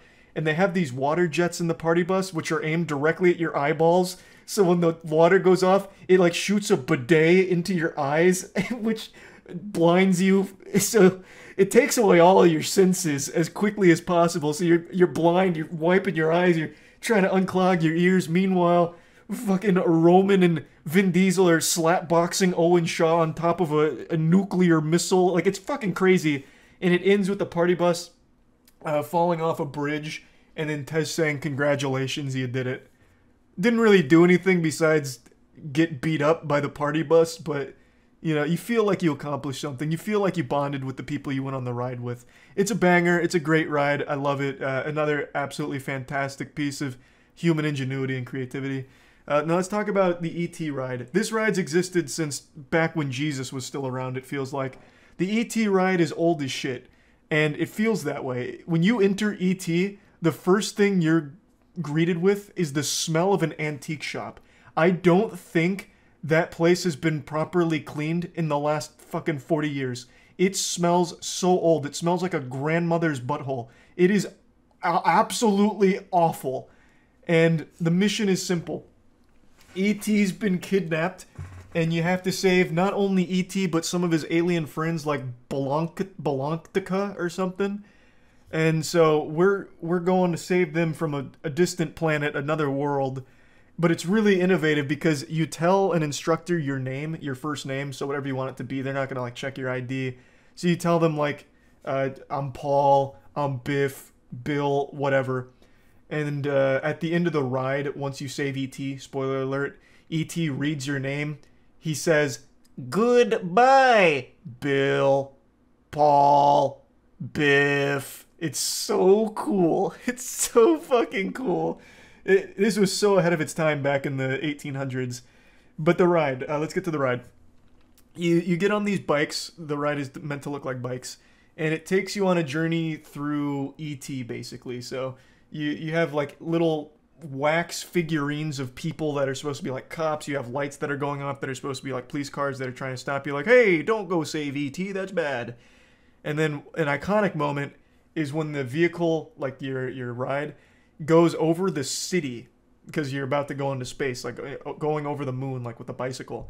You're over the city, but since this is so old, they didn't have like a screen to project the city. So what they did is they took tiny pieces of cardboard and put it underneath you, so it looks like buildings that are very small. So they put little cardboard building boxes and lights in it to make it look like a little city. It is adorable. It's like something a kid would make. And then you end up leaving this atmosphere. You're now on a distant planet with horrifying alien animatronics that start singing things. And I forget what the song was, but it almost sounded like a curse. Like in Courage the Cowardly Dog, you remember, "It's Doc Gerbil's world. It's Doc Gerbil's world." It's that, but E.T. themed. So you're going through that world, seeing all these aliens, and then out of nowhere it just says, "You saved E.T." One of the aliens is like, "Thanks for saving E.T. He's going home now." And that's it. And then that's when he says, "Goodbye, Charles, Joyo, Matt." It's iconic. I can't believe they haven't torn that down for anything else. I am so happy they haven't torn that ride down. That ride needs to exist for as long as humans exist, as a testament to what we're capable of building. It's so wild that that thing still exists. But anyway, moving on to the next ride. Men in Black. This ride is unironically good. I've of course been kidding about the other rides being fun, but in all honesty, the Men in Black ride is still probably the best ride in Universal and Islands of Adventure by extension. It's just so fun. It's a score attack ride. You sit in a car, they have a little gun with like a little light on it, RFID or some shit, a little laser beam, and the goal is simple. It takes you through the streets, and there's aliens that are hanging all over the place, moving around, and they're actually pretty well designed. Some of them are just like standard, like almost shooting range targets with little targets on you to shoot that are alien themed, but then some of them are just fully sculpted animatronic aliens that'll shoot back, and if they shoot your car spins around. So you're shooting them and it's keeping track of your score. Eventually you can start shooting the other cars, and if you hit them, they spin around. So if you have good aim, you can spin them around like 50 fucking times and make them all dizzy and puke and shit. And then by the end of the ride, I'm gonna go ahead and reveal a huge secret here. You fight a giant alien, and Jay comes on and he says, "Push the red button." And there's a tiny little red button that almost nobody knows about, where it's underneath your gun holster. If you press it when he tells you to, you get a free 100,000 points, and you'll win every time thanks to that. So I was able to get 195,000 points, the highest out of our entire group, but it's just a fun ride, like an actually fun one that I think most people know of. Like if you've been to Universal, I'm sure you've been on the ride and had a great time with it. What? You want to go on the Men in Black ride, I know. But you can't hold a gun. I know, it's not fair. You're telling me. I know, hey, it's not my fault. Blame evolution. But anyway, I just wanted to briefly talk about this experience because I spent 10 hours outside and it was no problem. I didn't even get sunburnt. I was putting on so much sunscreen, it was like another layer of skin. So, wanted to talk about, you know, the whole experience here and the best 4 rides ever made. If you've never been to Universal, I'd recommend checking them out if you ever find yourself there. Like, they're extremely goofy shit. Like, the goofiest, silliest shit imaginable that I have a massive appreciation for. And, yeah, that's really about it. So, yeah. I'm sure you can tell just by looking at me, but I am giddy with excitement. I feel like a little kid on Christmas Eve who just wandered downstairs and caught Santa Claus leaving Robux under the tree. I feel like I'm 8 years old again, and I just watched Spider-Man for the first time, because I have incredible news to share with all of you that will no doubt change your lives. If you were a virgin before watching this video, you won't be after it. Or at least you won't be for long. Moist fucking Esports, a name that commands respect and elicits fear. Moist Esports is an org that we started back in August, so we haven't been around very long. We're just a little baby crawling around looking for a titty to suckle some milk out of. But in the short 8 or 9 months that we've existed, we've done some incredible stuff so far. I'm extremely proud of all of our players in Moist Esports who have been winning majors and just doing incredible things, and today I have by far our biggest announcement yet, our biggest leap in the esports scene. And it reminds me of a very powerful and profound quote from an old Redditor. He said, "In this moment I am euphoric, not because of any dog shit esports org's blessings, but because I am enlightened by Moist Esports." Humans have always asked, where do we come from? But the question we should be asking is, where will we go? Will we colonize Mars? Will we explore beyond our solar system? Moist Esports has a bigger dream. Winning a Rocket League World Championship. Side of flip reset on the side of flips it. One heck of an equalizer as this is dropped in by Rise. Denying the big clear from AJ. Here comes Matira. He'll put it through. Yes, boost. Joyo. Oh my. This was sweet. High altitude. Far down. Look at this team play from everybody on Team Queso. The demo. The pass from Matira.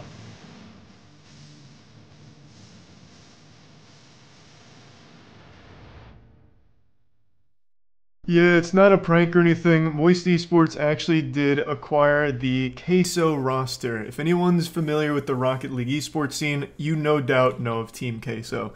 Team Queso made some massive waves recently, being probably the best team EU. And we've been working very hard recently in order to give them the best possible deal to get them excited to join Moist Esports, and we were lucky enough that they said yes.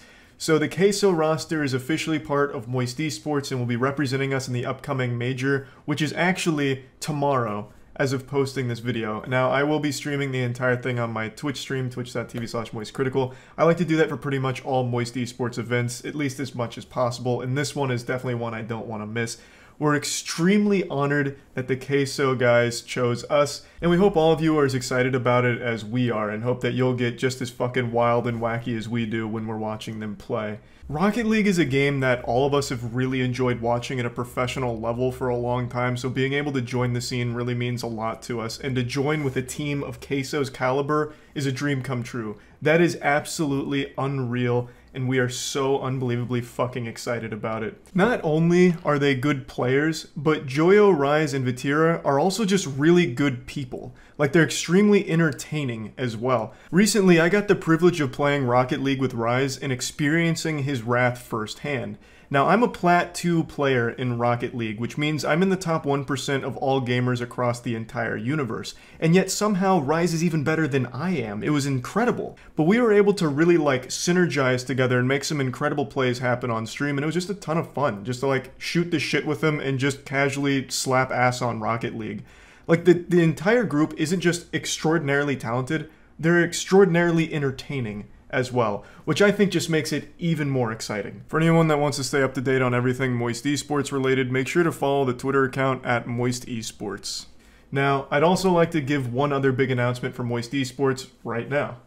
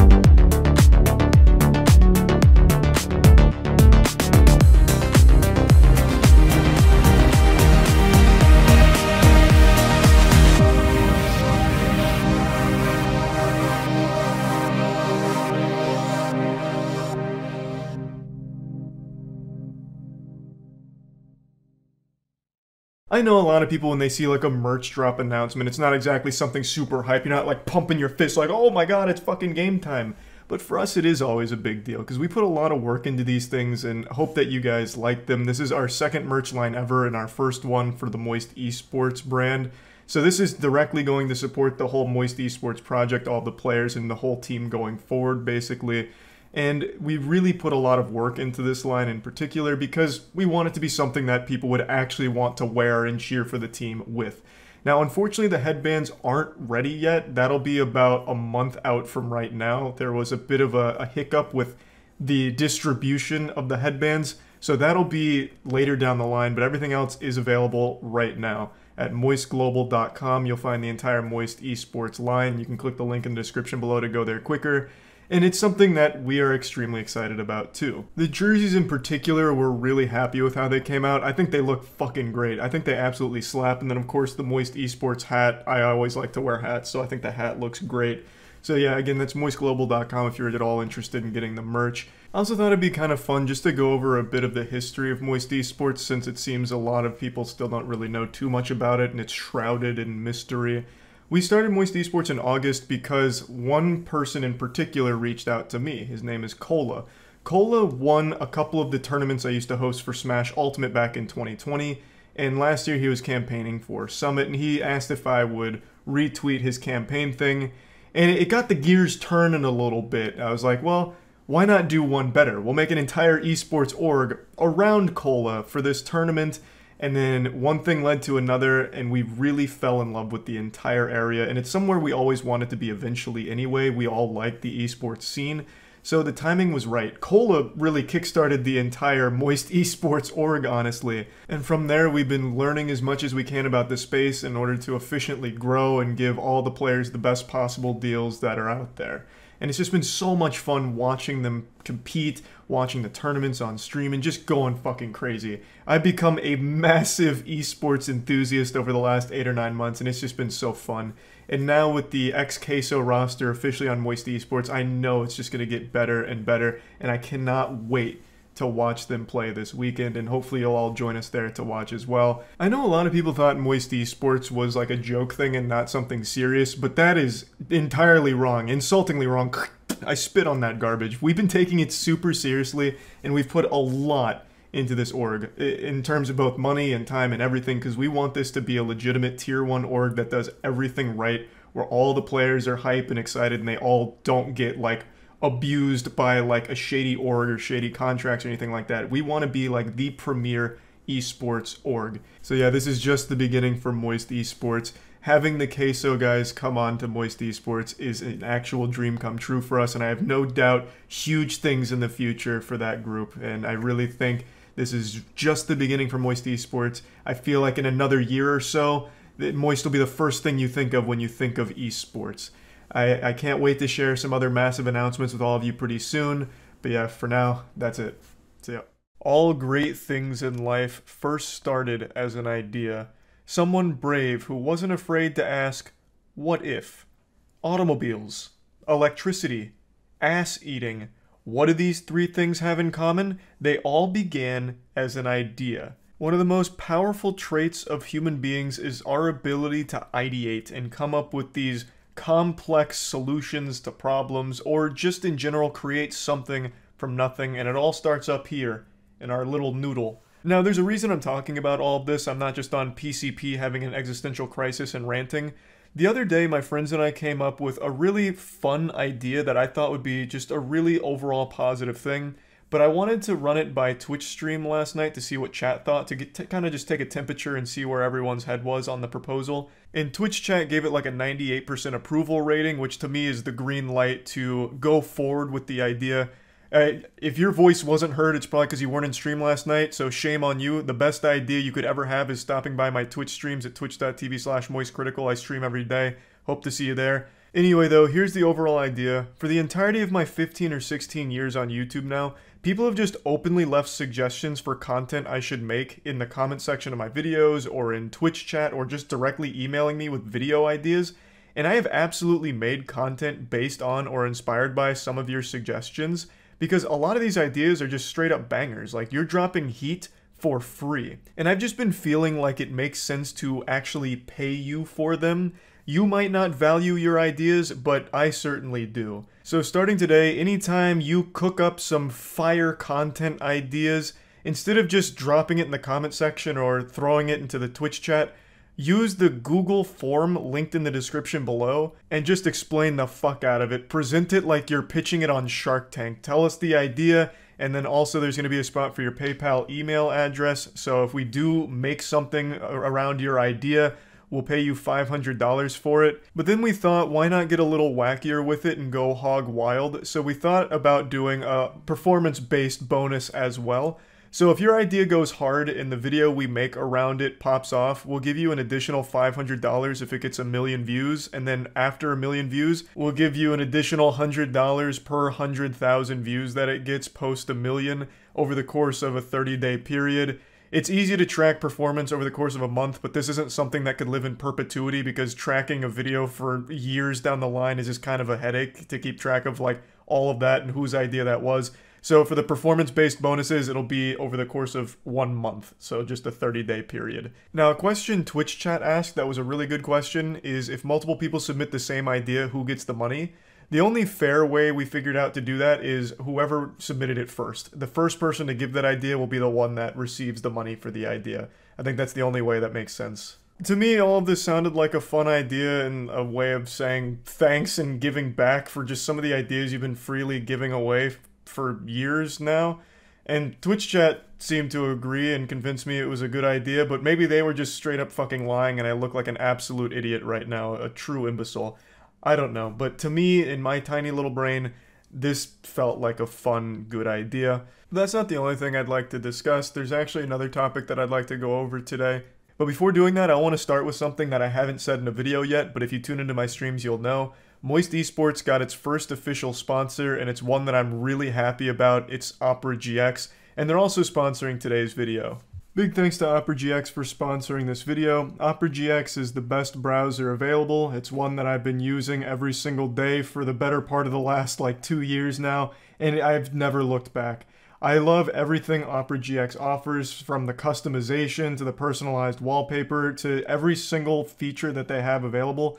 So for example, let's say you're currently using Chrome. One feature Opera GX has is you can import all of your Chrome settings directly into Opera GX seamlessly. Opera GX also has its own extension store, but all the extensions you're used to with whatever your current browser is also still work on Opera GX, such as Chrome extensions. And another really cool thing is the GX profiles, where you can set it up exactly how you want it to run. So if you're streaming, for example, you can set up the configuration to streaming where it'll no longer show any private information to viewers.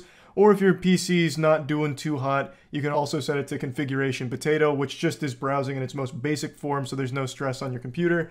Opera GX is just the best browser available, so I highly recommend it. You can download Opera GX for free by clicking the link in the description below. I'm still super happy that Moist Esports first sponsors Opera GX. Just what a great partner. So again, big thanks to them. Now the next thing I'd like to talk about is in regards to the thousands of channels that exist now that just re-upload my Twitch VODs, or they'll cut up my Twitch VODs into a few parts and call them like Moist Moments or Moist Critical Clips.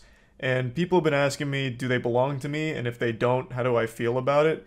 The answer is no, they don't belong to me. And how do I feel about it? I don't really give a fuck. I don't care that much. I've said this for like a decade now. I make content and do all this shit for fun. If someone's going to re-upload it, I don't really have a problem with that. People have suggested like DMCA striking them. I'm absolutely not doing that. The only thing that's a bit of a headache is now my actual official other channel, MoistCr1tikal, has to directly compete with myself. Because a lot of these channels are owned by people that aren't in the US, they're uploading while I'm asleep, so I'm not even able to upload my own content before they do, since they're awake when I'm catching some fat snoozing. So that's a little upsetting because I'm getting beaten by myself. So right now the biggest enemy for MoistCr1tikal is Moist Charles himself. Another thing is a lot of them are pretty clever. Like this is a normal thumbnail for MoistCr1tikal. Aaron makes these, he does most of the heavy lifting. It's not like the wildest thumbnail, but what some of the channels will do is they'll copy this almost exactly and upload it on their channel, hoping that it'll confuse people into thinking it's the official one that I own when it's not. And that's a little weird. But another thing that I also think is pretty clever is some of the channels will actually even censor the swear words because cussing, saying fucks and shit, leads to a lower CPM, so they'll actually bleep it or censor it in order to get the most bang for their buck when re-uploading my VODs. One channel in particular doesn't re-upload the full VOD, they'll cut up bits and pieces and make them moments and edit out the swear words. And that channel in particular has made roughly $15,000 to $20,000 per month for the last couple of months. So they're just straight up fucking farming here. So that's kind of the state of all that. Right now, MoistCr1tikal is my only other channel. Also the only channel to get uncensored Twitch content from me. I'm gonna have to carve out my own little niche here in the MoistCr1tikal Twitch clip market, I guess. So yeah, that's the only other official one. I just wanted to put all this information out there to let you know that all the others are not mine, and no, I don't plan on DMCA striking them or anything like that. So yeah, just wanted to clear everything up there. That was the other really big topic I wanted to talk about, but I do want to make a mention of something else that I'm not sure if I've even talked about it much in videos, but Moist Esports now does have an Apex Legends team. We picked up former Team Burger, one of the best in the world, and the ALGS is finally about to roll around. So a lot of people have been wondering, when does Moist Esports Apex finally start popping off? And the great news is, it's this week, baby. That's right, November 5th at midnight Eastern Time. Yeah, it's a late one, and of course I will be watch partying, you already know that. So, for those that don't know, Team Burger is Australian based, and they are now the Moist Esports squad, which means our team is Australian based. So all of the Australian ALGS tournaments are going to be super late for US time zones. But you know what? That's fucking fine, baby. So I just wanted to put that out there, let everyone know that yes, now it's finally starting, and hopefully we go super hard out there. I have a lot of faith in the boys. I think they're a very strong squad, so I'm excited. Hopefully you're excited as well. So I just wanted to mention that, and yeah, that's really about it. So yeah. There's only two kinds of people in this world. Me and everybody who isn't me. And which one am I? Well, I'm me. Some of the best stories ever told involve a main character who refuses to give up in the face of adversity and insurmountable odds. But none of these stories ever involve esports because insurmountable doesn't even begin to encapsulate the impossibility of surviving in the esports scene. It is just an infinite void of sadness and financial ruin. And you know what I say to that? Cannonball! I'm coming in willingly. That's right, Moist Esports is here to stay, and we've got some really interesting ideas to try and innovate in the space. So, we're getting a little experimental here. We're doing one of our outrageous watch parties live in person. So we're turning it into like an event, kind of like a Moist Fest to a certain extent. So we're going to be watching our Apex team take home the World Championship trophy in September, hopefully. Take home the World Championship trophy. Fucking fingers crossed, and I'm lighting incense every day in order to get rid of any kind of bad spirits out there that might weigh us down. And we thought it would be fun to do that with a live crowd to share in the hype and excitement. If you've ever watched any of our watch party streams, you know things get unhinged quick. We devolve into lunacy fast. It gets absolutely wild, and we thought it'd be really fun to do that with a crowd of people that are also energetic and excited to be watching as well. So it's kind of like a live sports event where everyone's getting excited for the home team, cheering for them, rooting for them, and that's kind of the whole idea behind it. So let me just go ahead and show you a little promotional teaser. This is the venue we're going to be using, and we made something a little goofy to announce it.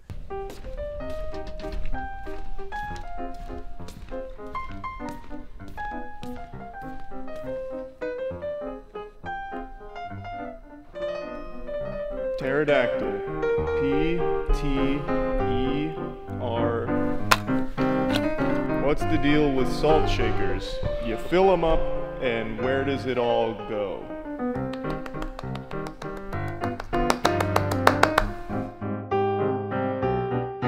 Ravioli. Oh, you gotta check this guy out. He's fucking incredible.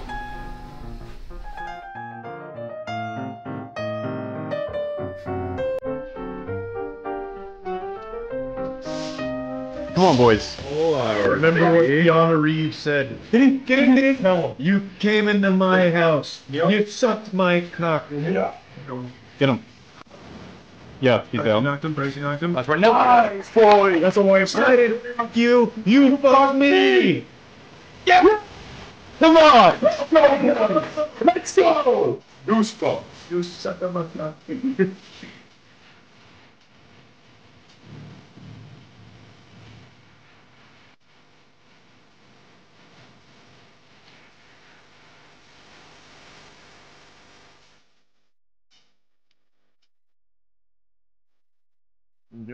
Junction, what's that function? Tickets are available right now. You can click the link in the description below to get taken to them if you're interested in attending. It'll be a 3-day event, and hopefully it'll be a lot of fun. Again, this is just us experimenting, you know? We're back in college here, and we're getting a little experimental with ourselves. So, yeah, we've been in the think tank ideating on some real big picture ideas, and this is the one that we've cooked up that we think sounds like a delectable dish to serve. So, we're excited to give this a try. Also, the event is only for ages 18 and above. There's going to be a full service bar as well, so you'll get ID'd there. You'll need to be 21 and above for that. It's not going to be, you know, strippers coming out of the stage and, you know, getting fucking hog wild or anything, but it's definitely going to be content that is not suitable for younger audiences, which is why it's only 18 plus. It should be fun. We're really excited for it. And like I mentioned, esports is a space where you go to financially die. we've seen time and time again over the last decade these absolutely massive organizations backed by huge venture capitalist dollars still go belly up. These VC-backed orgs have more money than Scrooge McDuck did. The amount of doubloons at their disposal would make Captain Barbossa puke. Like, they have tons and tons of money, and yet still they end up tits up. Because in the esports scene, you're just constantly burning money. It's just vanishing right in front of you without ever seeing anything come back to you. It's just being flushed down the toilet, and the toilet never refills with that money. So, even with all of the money in the world, these orgs still end up going defunct a lot of times, or end up in huge financial trouble, like pretty much all of them are right now. It's just stayed stagnant for so long, with orgs not really doing anything new or interesting to try and make the space grow in a way where it can be more sustainable. So, that's what we've been really brainstorming on and ideating on for Moist Esports. How can we do things different and make it more exciting and more fun, and maybe down the line actually profitable to the point where it doesn't just have to be completely sustained from my piggy bank from streaming? Not that I mind that, but clearly that's not conducive to a healthy organization. Now, we are already doing things very differently than pretty much every org. We take 0% of any of our players' or teams' winnings. They keep everything that they win themselves, which isn't exactly the norm in the space. Now, I understand a lot of orgs have pivoted very hard into content creators and merch, hoping to grow brand awareness through content creators, which will down the line turn a profit, and merch being the absolute focal point. And there's nothing wrong with putting a whole bunch of eggs in the basket of merch, because there's a lot of high quality merch that you can sell, and a lot of them do. We also have merch too. But there's so much more potential in the scene than just that. So our primary goal with Moist Esports is not to just, through any means necessary, find profit, nickel and dime everyone that joins the org and go through these predatory contracts or shady exchanges to try and make a buck off of it. It's truly our mission to make the esports scene more exciting and grow it in a way with Moist Esports where the money comes from the content and not on the backs of players doing deals for the org or taking their revenue that they've earned or anything like that. It's just doing it in a very different way. And we think that the live watch parties could be a really fun idea. So if it goes well this time around, maybe we look at doing it in more than just Tampa. We could do live watch parties across the country and turn it into like a really fun watch party tour, because we do have a lot of teams, so we'd have plenty of content to choose from for majors, super majors, and like in this case, world championships. So yeah, anyway, this is our first big experiment here, and hopefully it goes well and everyone has an incredible time with it, and we can look at expanding it in the future. So tickets are for sale right now. It's September 8th, 9th, and 10th at the Straz Center in Tampa.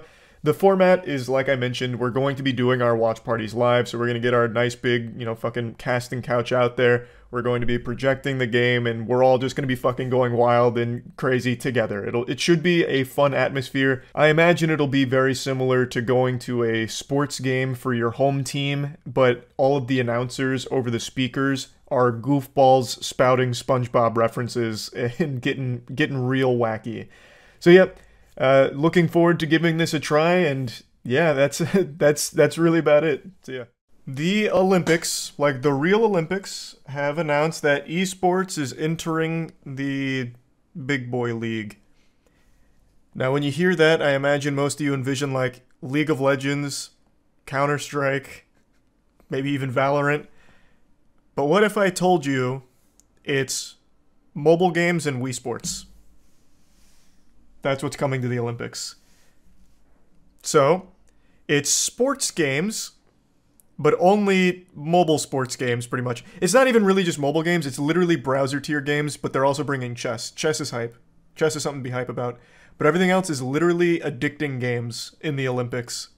It is crazy. The Olympics Esports Week.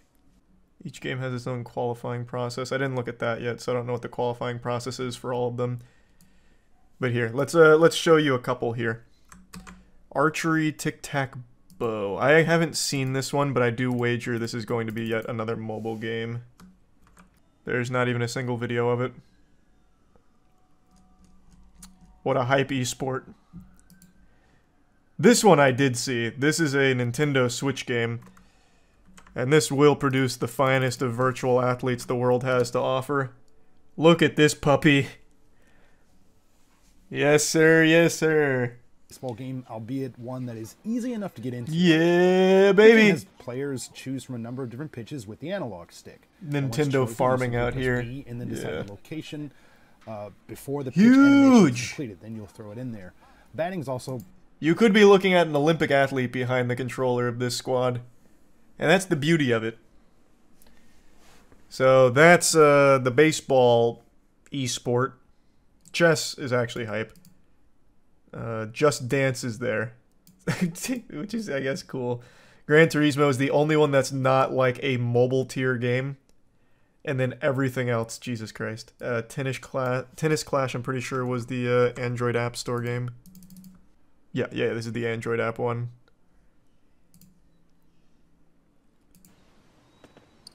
Oh, yeah. Fucking huge.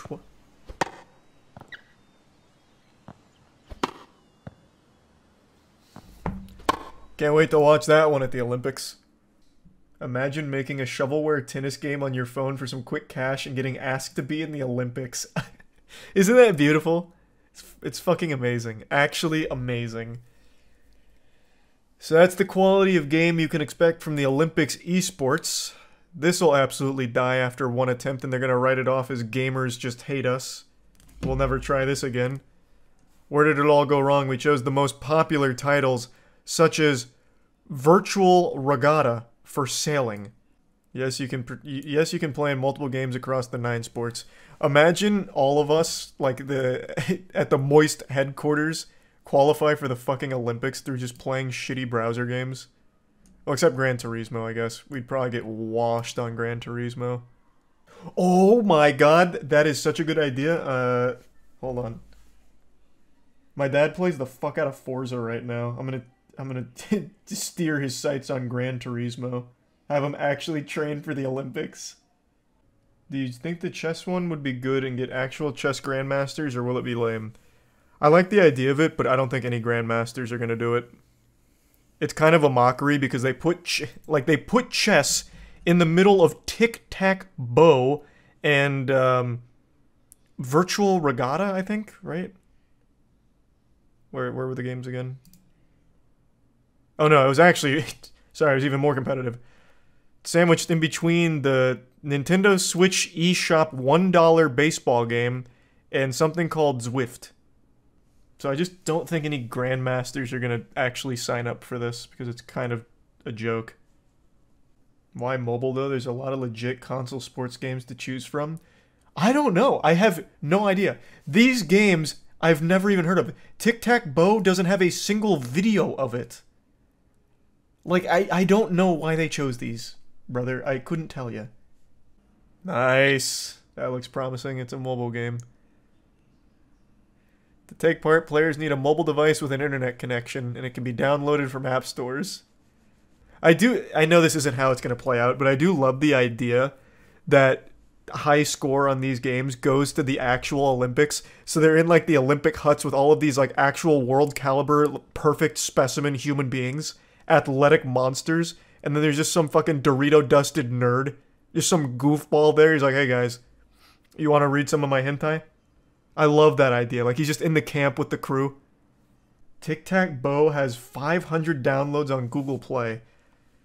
Good lord.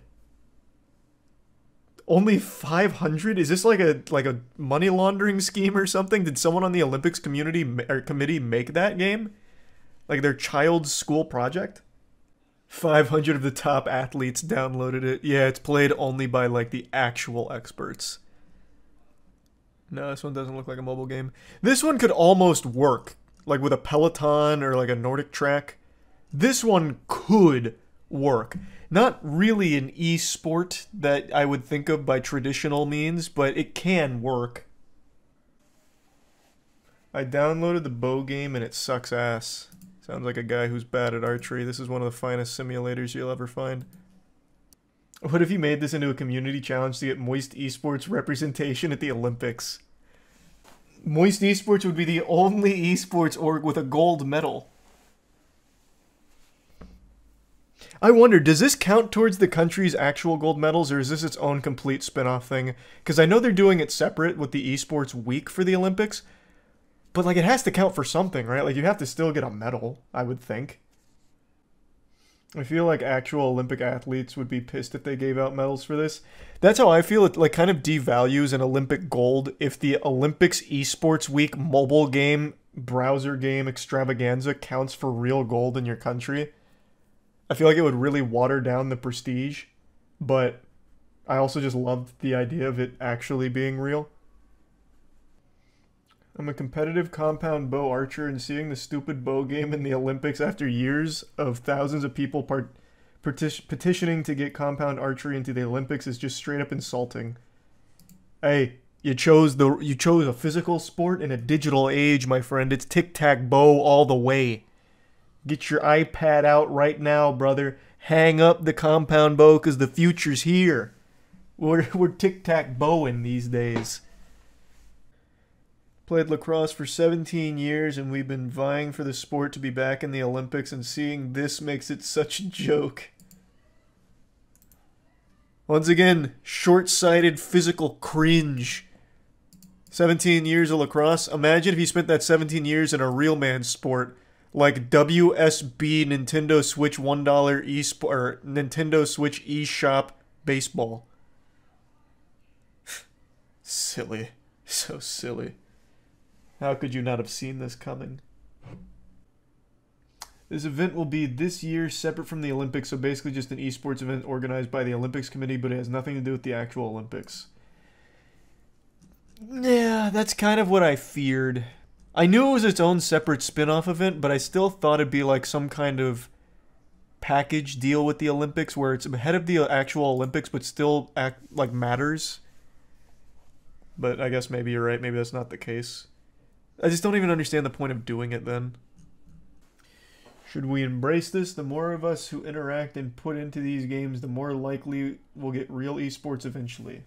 No, I don't think so. I don't think so. Let's say this goes amazing. Let's say this is the peak viewership of the Olympics. Everyone wants to tune in to watch tennis, clash, WBSC, pro backyard, baseball, whatever, tic-tac-bow. I think next year they'll be like, all right, more mobile games. I don't think they'll ever go into like an actual esport. No shot. Pardon me while I get a little wholesome real quick. I know a lot of you still look at me like I'm Ebenezer Scrooge just shouting bah humbug at things people enjoy and shitting on it, but allow this video to be the moment where the Grinch's heart grows 3 sizes. I want to talk about something that's been making me extremely happy. It's actually a couple things. This last month or so has been truly wild. A lot of big projects that we've been working on for years have finally started to come together and have done really well thanks to the support from all of you. That's Moist Esports and Godslap. Godslap in particular has been a succulent Thanksgiving turkey that we've kept in the oven for the last 2 or so years, just cooking it up to perfection, and we finally got everything ironed out and got issue 1 completed and ready for its adventure in the great outdoors so that way you could get your greasy paws on it. And we even had a big animation for it, which took the better part of like 6 months, 7 months, somewhere in that general ballpark to complete. And it was just a really special day for us. The amount of orders and the amount of positive reviews from the people that have read it now blew us away. So I just wanted to give a big thank you for the support on Godslap. Issue 1 is still available, both physical and digital, so if you do want to read Godslap, please feel free to check it out at godslapbook.com. This isn't meant to be like an ad or anything, it's just we put so much work into it that seeing this response to it from the people that have got the physical copies like framed and shit is just wild to us, and it just means the world. And since a lot of the videos I make, you know, focus on making fun of things or talking about negative topics, I suppose, I thought this one would be a fun change of pace about things that are really special to me. The next one is Moist Esports. Over the last month, Moist Esports has been going insano style. We have won 2 majors in a month. One for Super Smash Bros. Ultimate with Light taking home Momocon first place, and then one in Rocket League with the Moist Esports Rocket League squad taking first place in the EU Regional. Light is an absolute menace in Smash Bros. He's top 5 in the world, and I genuinely think knocking on the door to being #1. It's right around the corner. This guy is an absolute fucking fiend. Watching him play is like watching Da Vinci paint, or listening to Mozart write a beautiful symphony. Our Rocket League team is very close to being the best in the world. Maybe best of all time. Maybe the best in gaming history. Vatira, Rise, Joyo, and coached by Noah is an absolute recipe for unrivaled success. I'm going to put a link to their Twitters in the description as well as Lights as well, so make sure to follow all of them if you want to see the best in the business. Taking first at this tournament is absolutely massive. It's only our third tournament as an Oregon Rocket League. Our first one we got second one we got fourth, and then this one we took home the gold medal, the first place, the big cheese. That's just huge. And it's a lot of momentum for our squad going into the London Major, which is at the end of the month. It is the 29th, so I don't know when I'm going to post this, but it's June 29th. And that's the best teams in the world coming together to compete, and we are the second seed in EU. So we have a lot of momentum going into that tournament, and I'm really excited to see that. I can't wait to support the squad. I won't be going to London. Matt and Danny will be to be there physically to cheer them on, but I'll just be doing watch parties here because I'm still afraid of flying, because I'm a little bit of a pussy, I suppose. But I'm working on it, we're getting there. But I thought it'd be fun just to show you the first place finishes here from Moist Esports Rocket League as well as Light in Smash Bros. Just the grand finals of both of those games, just because they're so fucking hype. Quarantine isn't easy. This is a very strange time. College spring breakers are whining because I can't butt chug natty lights on the beach. Celebrities aren't being worshipped in the headlines for a week, so now they're shittily singing songs for a crumb of attention. It's madness. In all seriousness, quarantine is some scary shit, and for a lot of people it's a very boring experience. So my friend Alpharad and I have teamed up to bring something exciting to the table during these sad times. Ladies and gentlemen, I hope you've got your butt plug deep in your asshole. You're gonna need it for this announcement. Introducing the Quarantine Series. As the name so cleverly implies, this is a series of tournaments that can be played at home. This is for the Smash community in particular. You'll remember a month ago we did the Soak Series Invitational, the $20,000 Wi-Fi Smash tournament. It was a lot of fun, overall positive experience. We wanted to do that again, but on a much larger and more long-term scale. And since coronavirus just skull-fucked the Smash community by shutting down pretty much all in-person tournaments for the foreseeable future, we thought now would be a good time to show some love to the community and give them tournaments they can play at home. There will be one minor tournament and one major tournament every month. All minor tournaments will have a prize pool of no less than $5,000, and all major tournaments will have a prize pool of no less than $10,000. These minors and majors will continue for 4 months before a grand finals tournament, which will be far in excess of $10,000. We're kicking off the Quarantine Series with a bang and a full chub by taking the top 32 players in the community, as well as some fan favorites from the Soak Series, and putting them in a tournament for $10,000 on the 29th of March, so 5 days from now. And that will be just the, full send-off, raw, no rubber to get the Quarantine Series really going. And that'll be streamed on my Twitch channel and Alpharad's YouTube channel. In total, over the series of the 4 months of tournaments through the circuit, it's right around $80,000 worth of prize pool money going into the Smash community, and that's not including the grand finals. This money isn't coming from our own pockets. Our pockets aren't that fucking deep. We didn't take like a sledgehammer to the piggy bank or start shaking down middle schoolers for their lunch money to get these prize pools. This is coming from sponsors that want to help the community, mainly G Fuel and Twitch. They're the reason we're able to put on prize pools of this size, and I don't want to set expectations too high and leave you blue-balled and sad for Christmas, but we do have a sponsor who's interested in putting around $30,000 to $50,000 into the Grand Finals tournament alone. If the reception to the series as a whole is positive and everything goes over well and viewership is high, so that's extremely exciting. So fingers crossed everything goes over well. This could be something super special, and we're really excited to support the Smash community, especially during this time with the coronavirus shutting everything down. And let me just show you a hype trailer made for the upcoming tournament on the 29th, and then I'll go a bit more into detail about the Quarantine Series as a whole.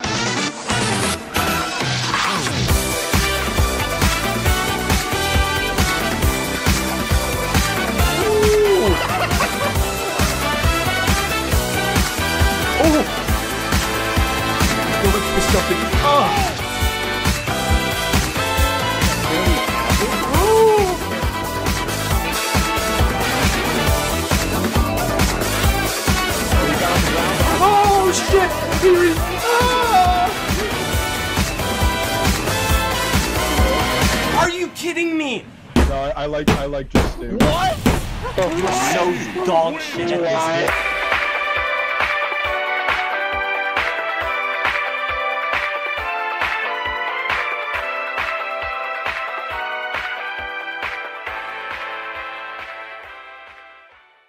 Yeah, the talent we have coming into the tournament on the 29th is absolutely wild. Some of the best in the world will be competing, and we're extremely happy to have them involved and very thankful for their involvement in the series as a whole. Now, yes, obviously we recognize Smash Wi-Fi isn't the optimal service, but in the current state of the world, it's all we can do right now. It is truly embarrassing how behind the times Nintendo is when it comes to online services. It's a sack of soggy dog shit. There is not enough words for me to express just how confused I am at how out of touch Nintendo can be with online. I imagine at Nintendo headquarters they're still just now learning how to use a fax machine. They're probably on AOL right now with their dial-up shit, just wondering why people are complaining about online. But it does work. It is functional to a certain degree most of the time. With Nintendo Online, you never really fucking know. You poke the sleeping bear and sometimes the whole goddamn infrastructure crashes on Nintendo, but for the most part, it does work. It's just very different in a Wi-Fi tournament than an in-person one, and we recognize that. But this is what we have, and we're still excited to do it this way. I'll put a link in the description to the Smash GG page for the Quarantine series that kind of lays out the format and everything about it as a whole, but for the video, I'll put it in a nice little nutsack for you.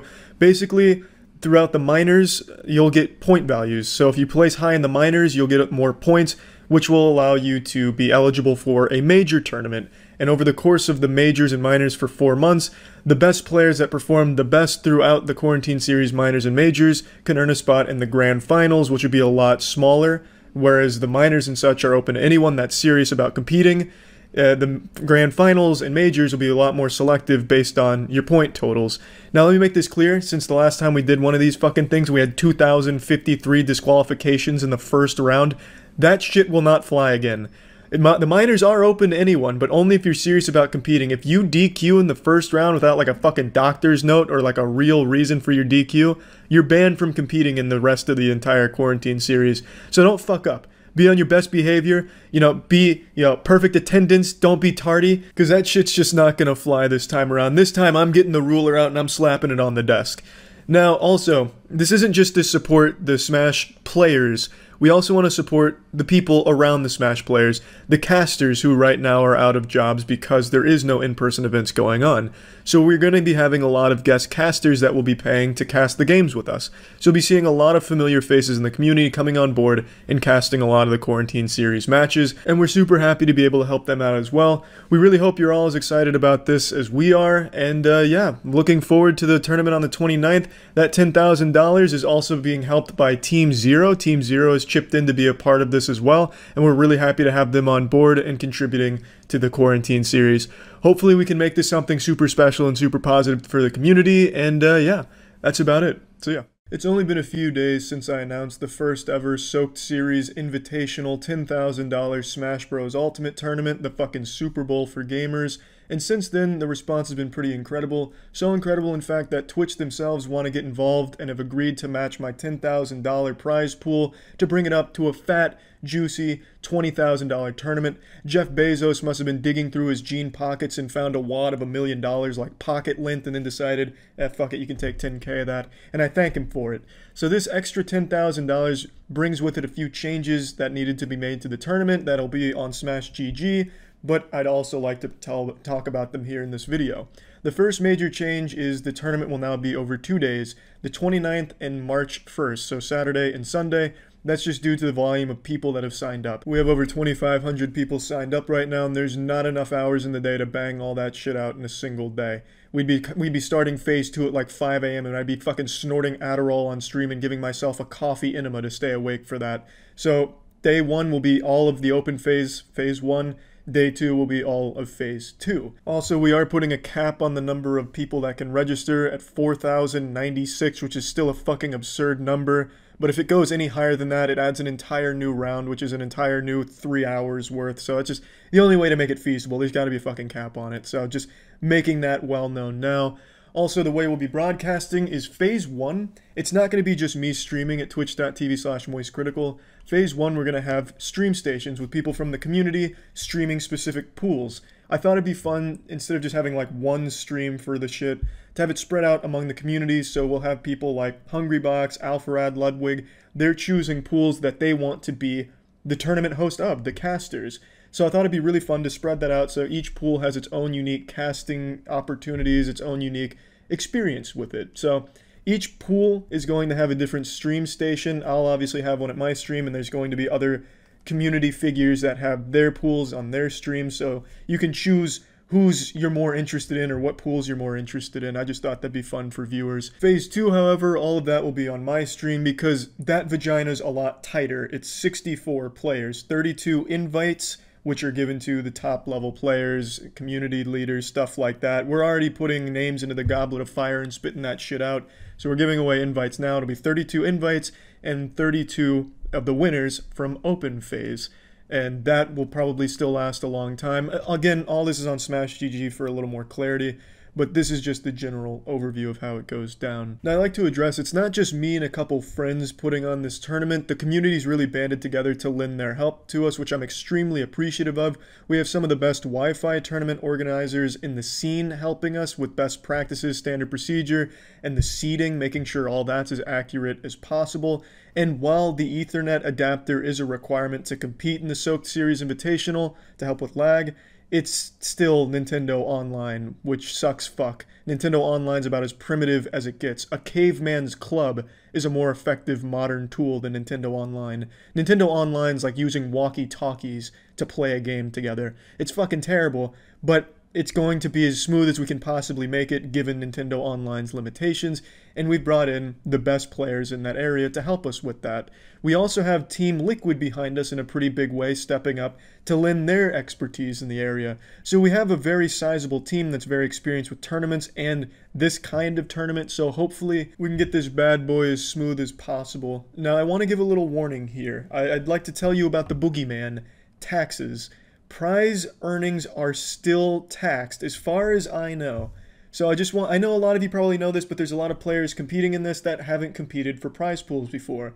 So if you compete and you place in the top 8, which is going to be our new prizing pool, our prizing bracket, and let's say you place first, that's $10,000. You get $10,000, but at the end of the year, the government is going to tax you on that $10,000. They're going to whip their dick out, put it in your ass, and demand some taxes on that. And I just want players to be aware of that. So I know a lot of you are probably familiar with it, but it's worth noting for those that are probably new to this kind of competition, because there's been so many people that have signed up.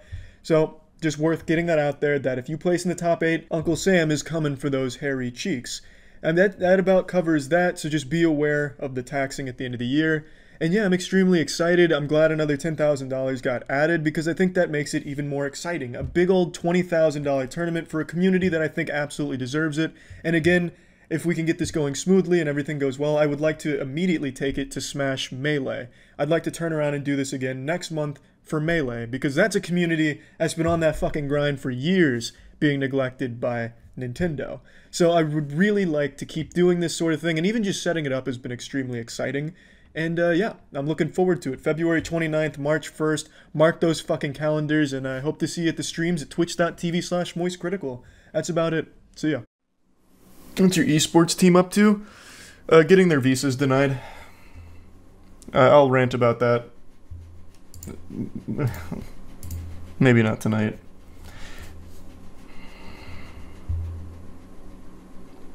And I was thinking about taking that revolving, but probably not. Actually, I'm going to rant about it now just briefly.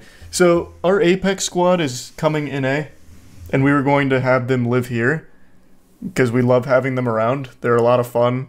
We play basketball together. We go out together. Like, they're just a great time. And since they're going to be competing in A, it was a super huge fit to just play out of the warehouse. And they were super down. We submitted all the paperwork, did everything we needed to do in a timely fashion. But then you're at the mercy of the U.S. government and old Uncle Sam. Well, he's a bit of a out of touch kind of guy, depending on what agent you get. So all the other esports teams that were coming to NA, they got through. We got extremely unlucky. Our guy didn't understand the space. So when we submitted, like, the game we're playing, Apex, they're like, well, we don't think your team is an international team. We're a little suspicious of this. So we eventually had an inquiry to submit more evidence because they initially needed more to accept them here. So we did, and we submitted all the same information all the other esports orgs did, but our agent in particular, he had to be some kind of fossil. Truly just a relic of the past. He was not understanding playing games professionally. So we got the news 2 days ago that they were declined entry into the US. And we found out today why. And I'd like to actually get the documents that explain it, because it is such a head scratcher that we have people working people like this working in the positions that they occupy. It's embarrassing. Absolutely embarrassing. So now our Australians have to play in Canada.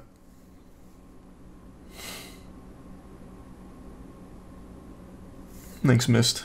So we have to get them a place in Canada and change all of our shit around because of that.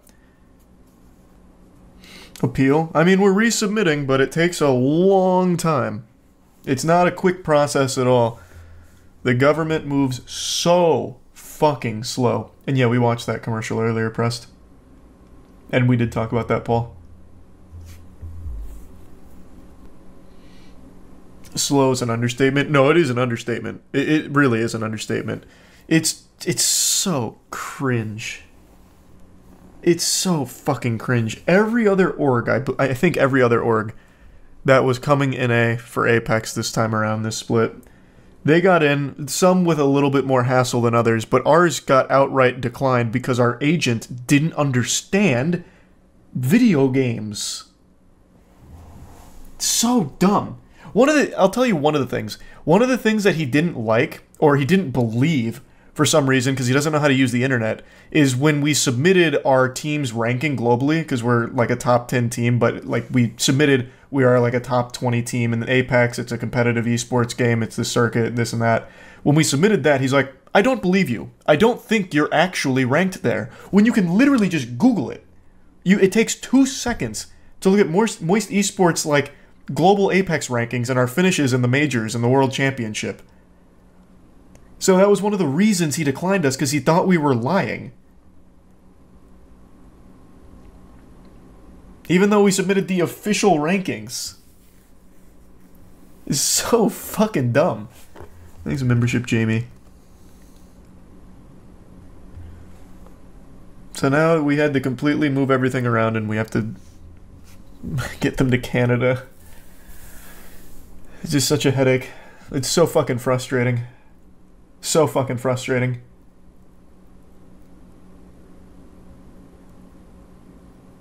Yeah, no, we talked about it yesterday, Steven. We went over that video. It was a crazy jump. The other team sent a double agent. No, this guy's so fucking dumb, there's no way. I don't even know. I don't even think he'd be able to accept a bribe. He's too old. He wouldn't even understand what it's for. Did you tell him you were in the Hunger Games? Yeah, that would have swayed the whole thing.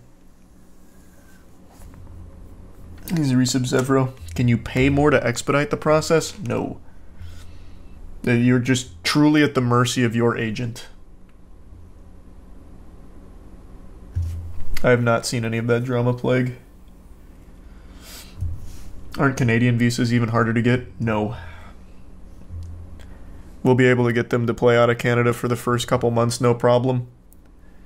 It just sucks because we already had everything planned out here and now all of that has to change, and it's also a big headache for the players as well. Yeah, we went over all the CryptoZoo stuff at the beginning of the stream.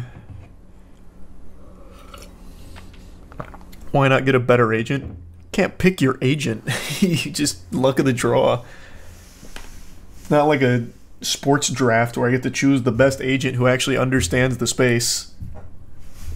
You just have to hope you get the right guy or girl. Yeah, you can't re-roll. Wish you could, though. That guy needs to be fucking fired ASAP. He is far too old and senile to be working that position. What do you think of Queen and the Beatles? They're both fine. I'm not like the biggest fan of either one of them, but I like certain tracks, obviously. You'll definitely catch me wiggling my finger to quite a few of them. But I'm also not like a die-hard fanatic. You considered partnering with the mouse? That's how they got it done. I don't think it would have helped. Again, you're totally at the mercy of the agent. I don't think there's anyone that could have helped us, not even God. That guy was just not having it. He didn't get it. This happened literally 2 hours ago. A man in Tennessee was shot because he refused to sign a petition to ban meat from grocery stores. Jesus Christ. And no, I didn't look at the plane crash in Japan. That's just going to further scare me from flying. It's a horrible thing. But that's going to traumatize me again from flying. And yeah, we talked about the Las Vegas judge thing yesterday.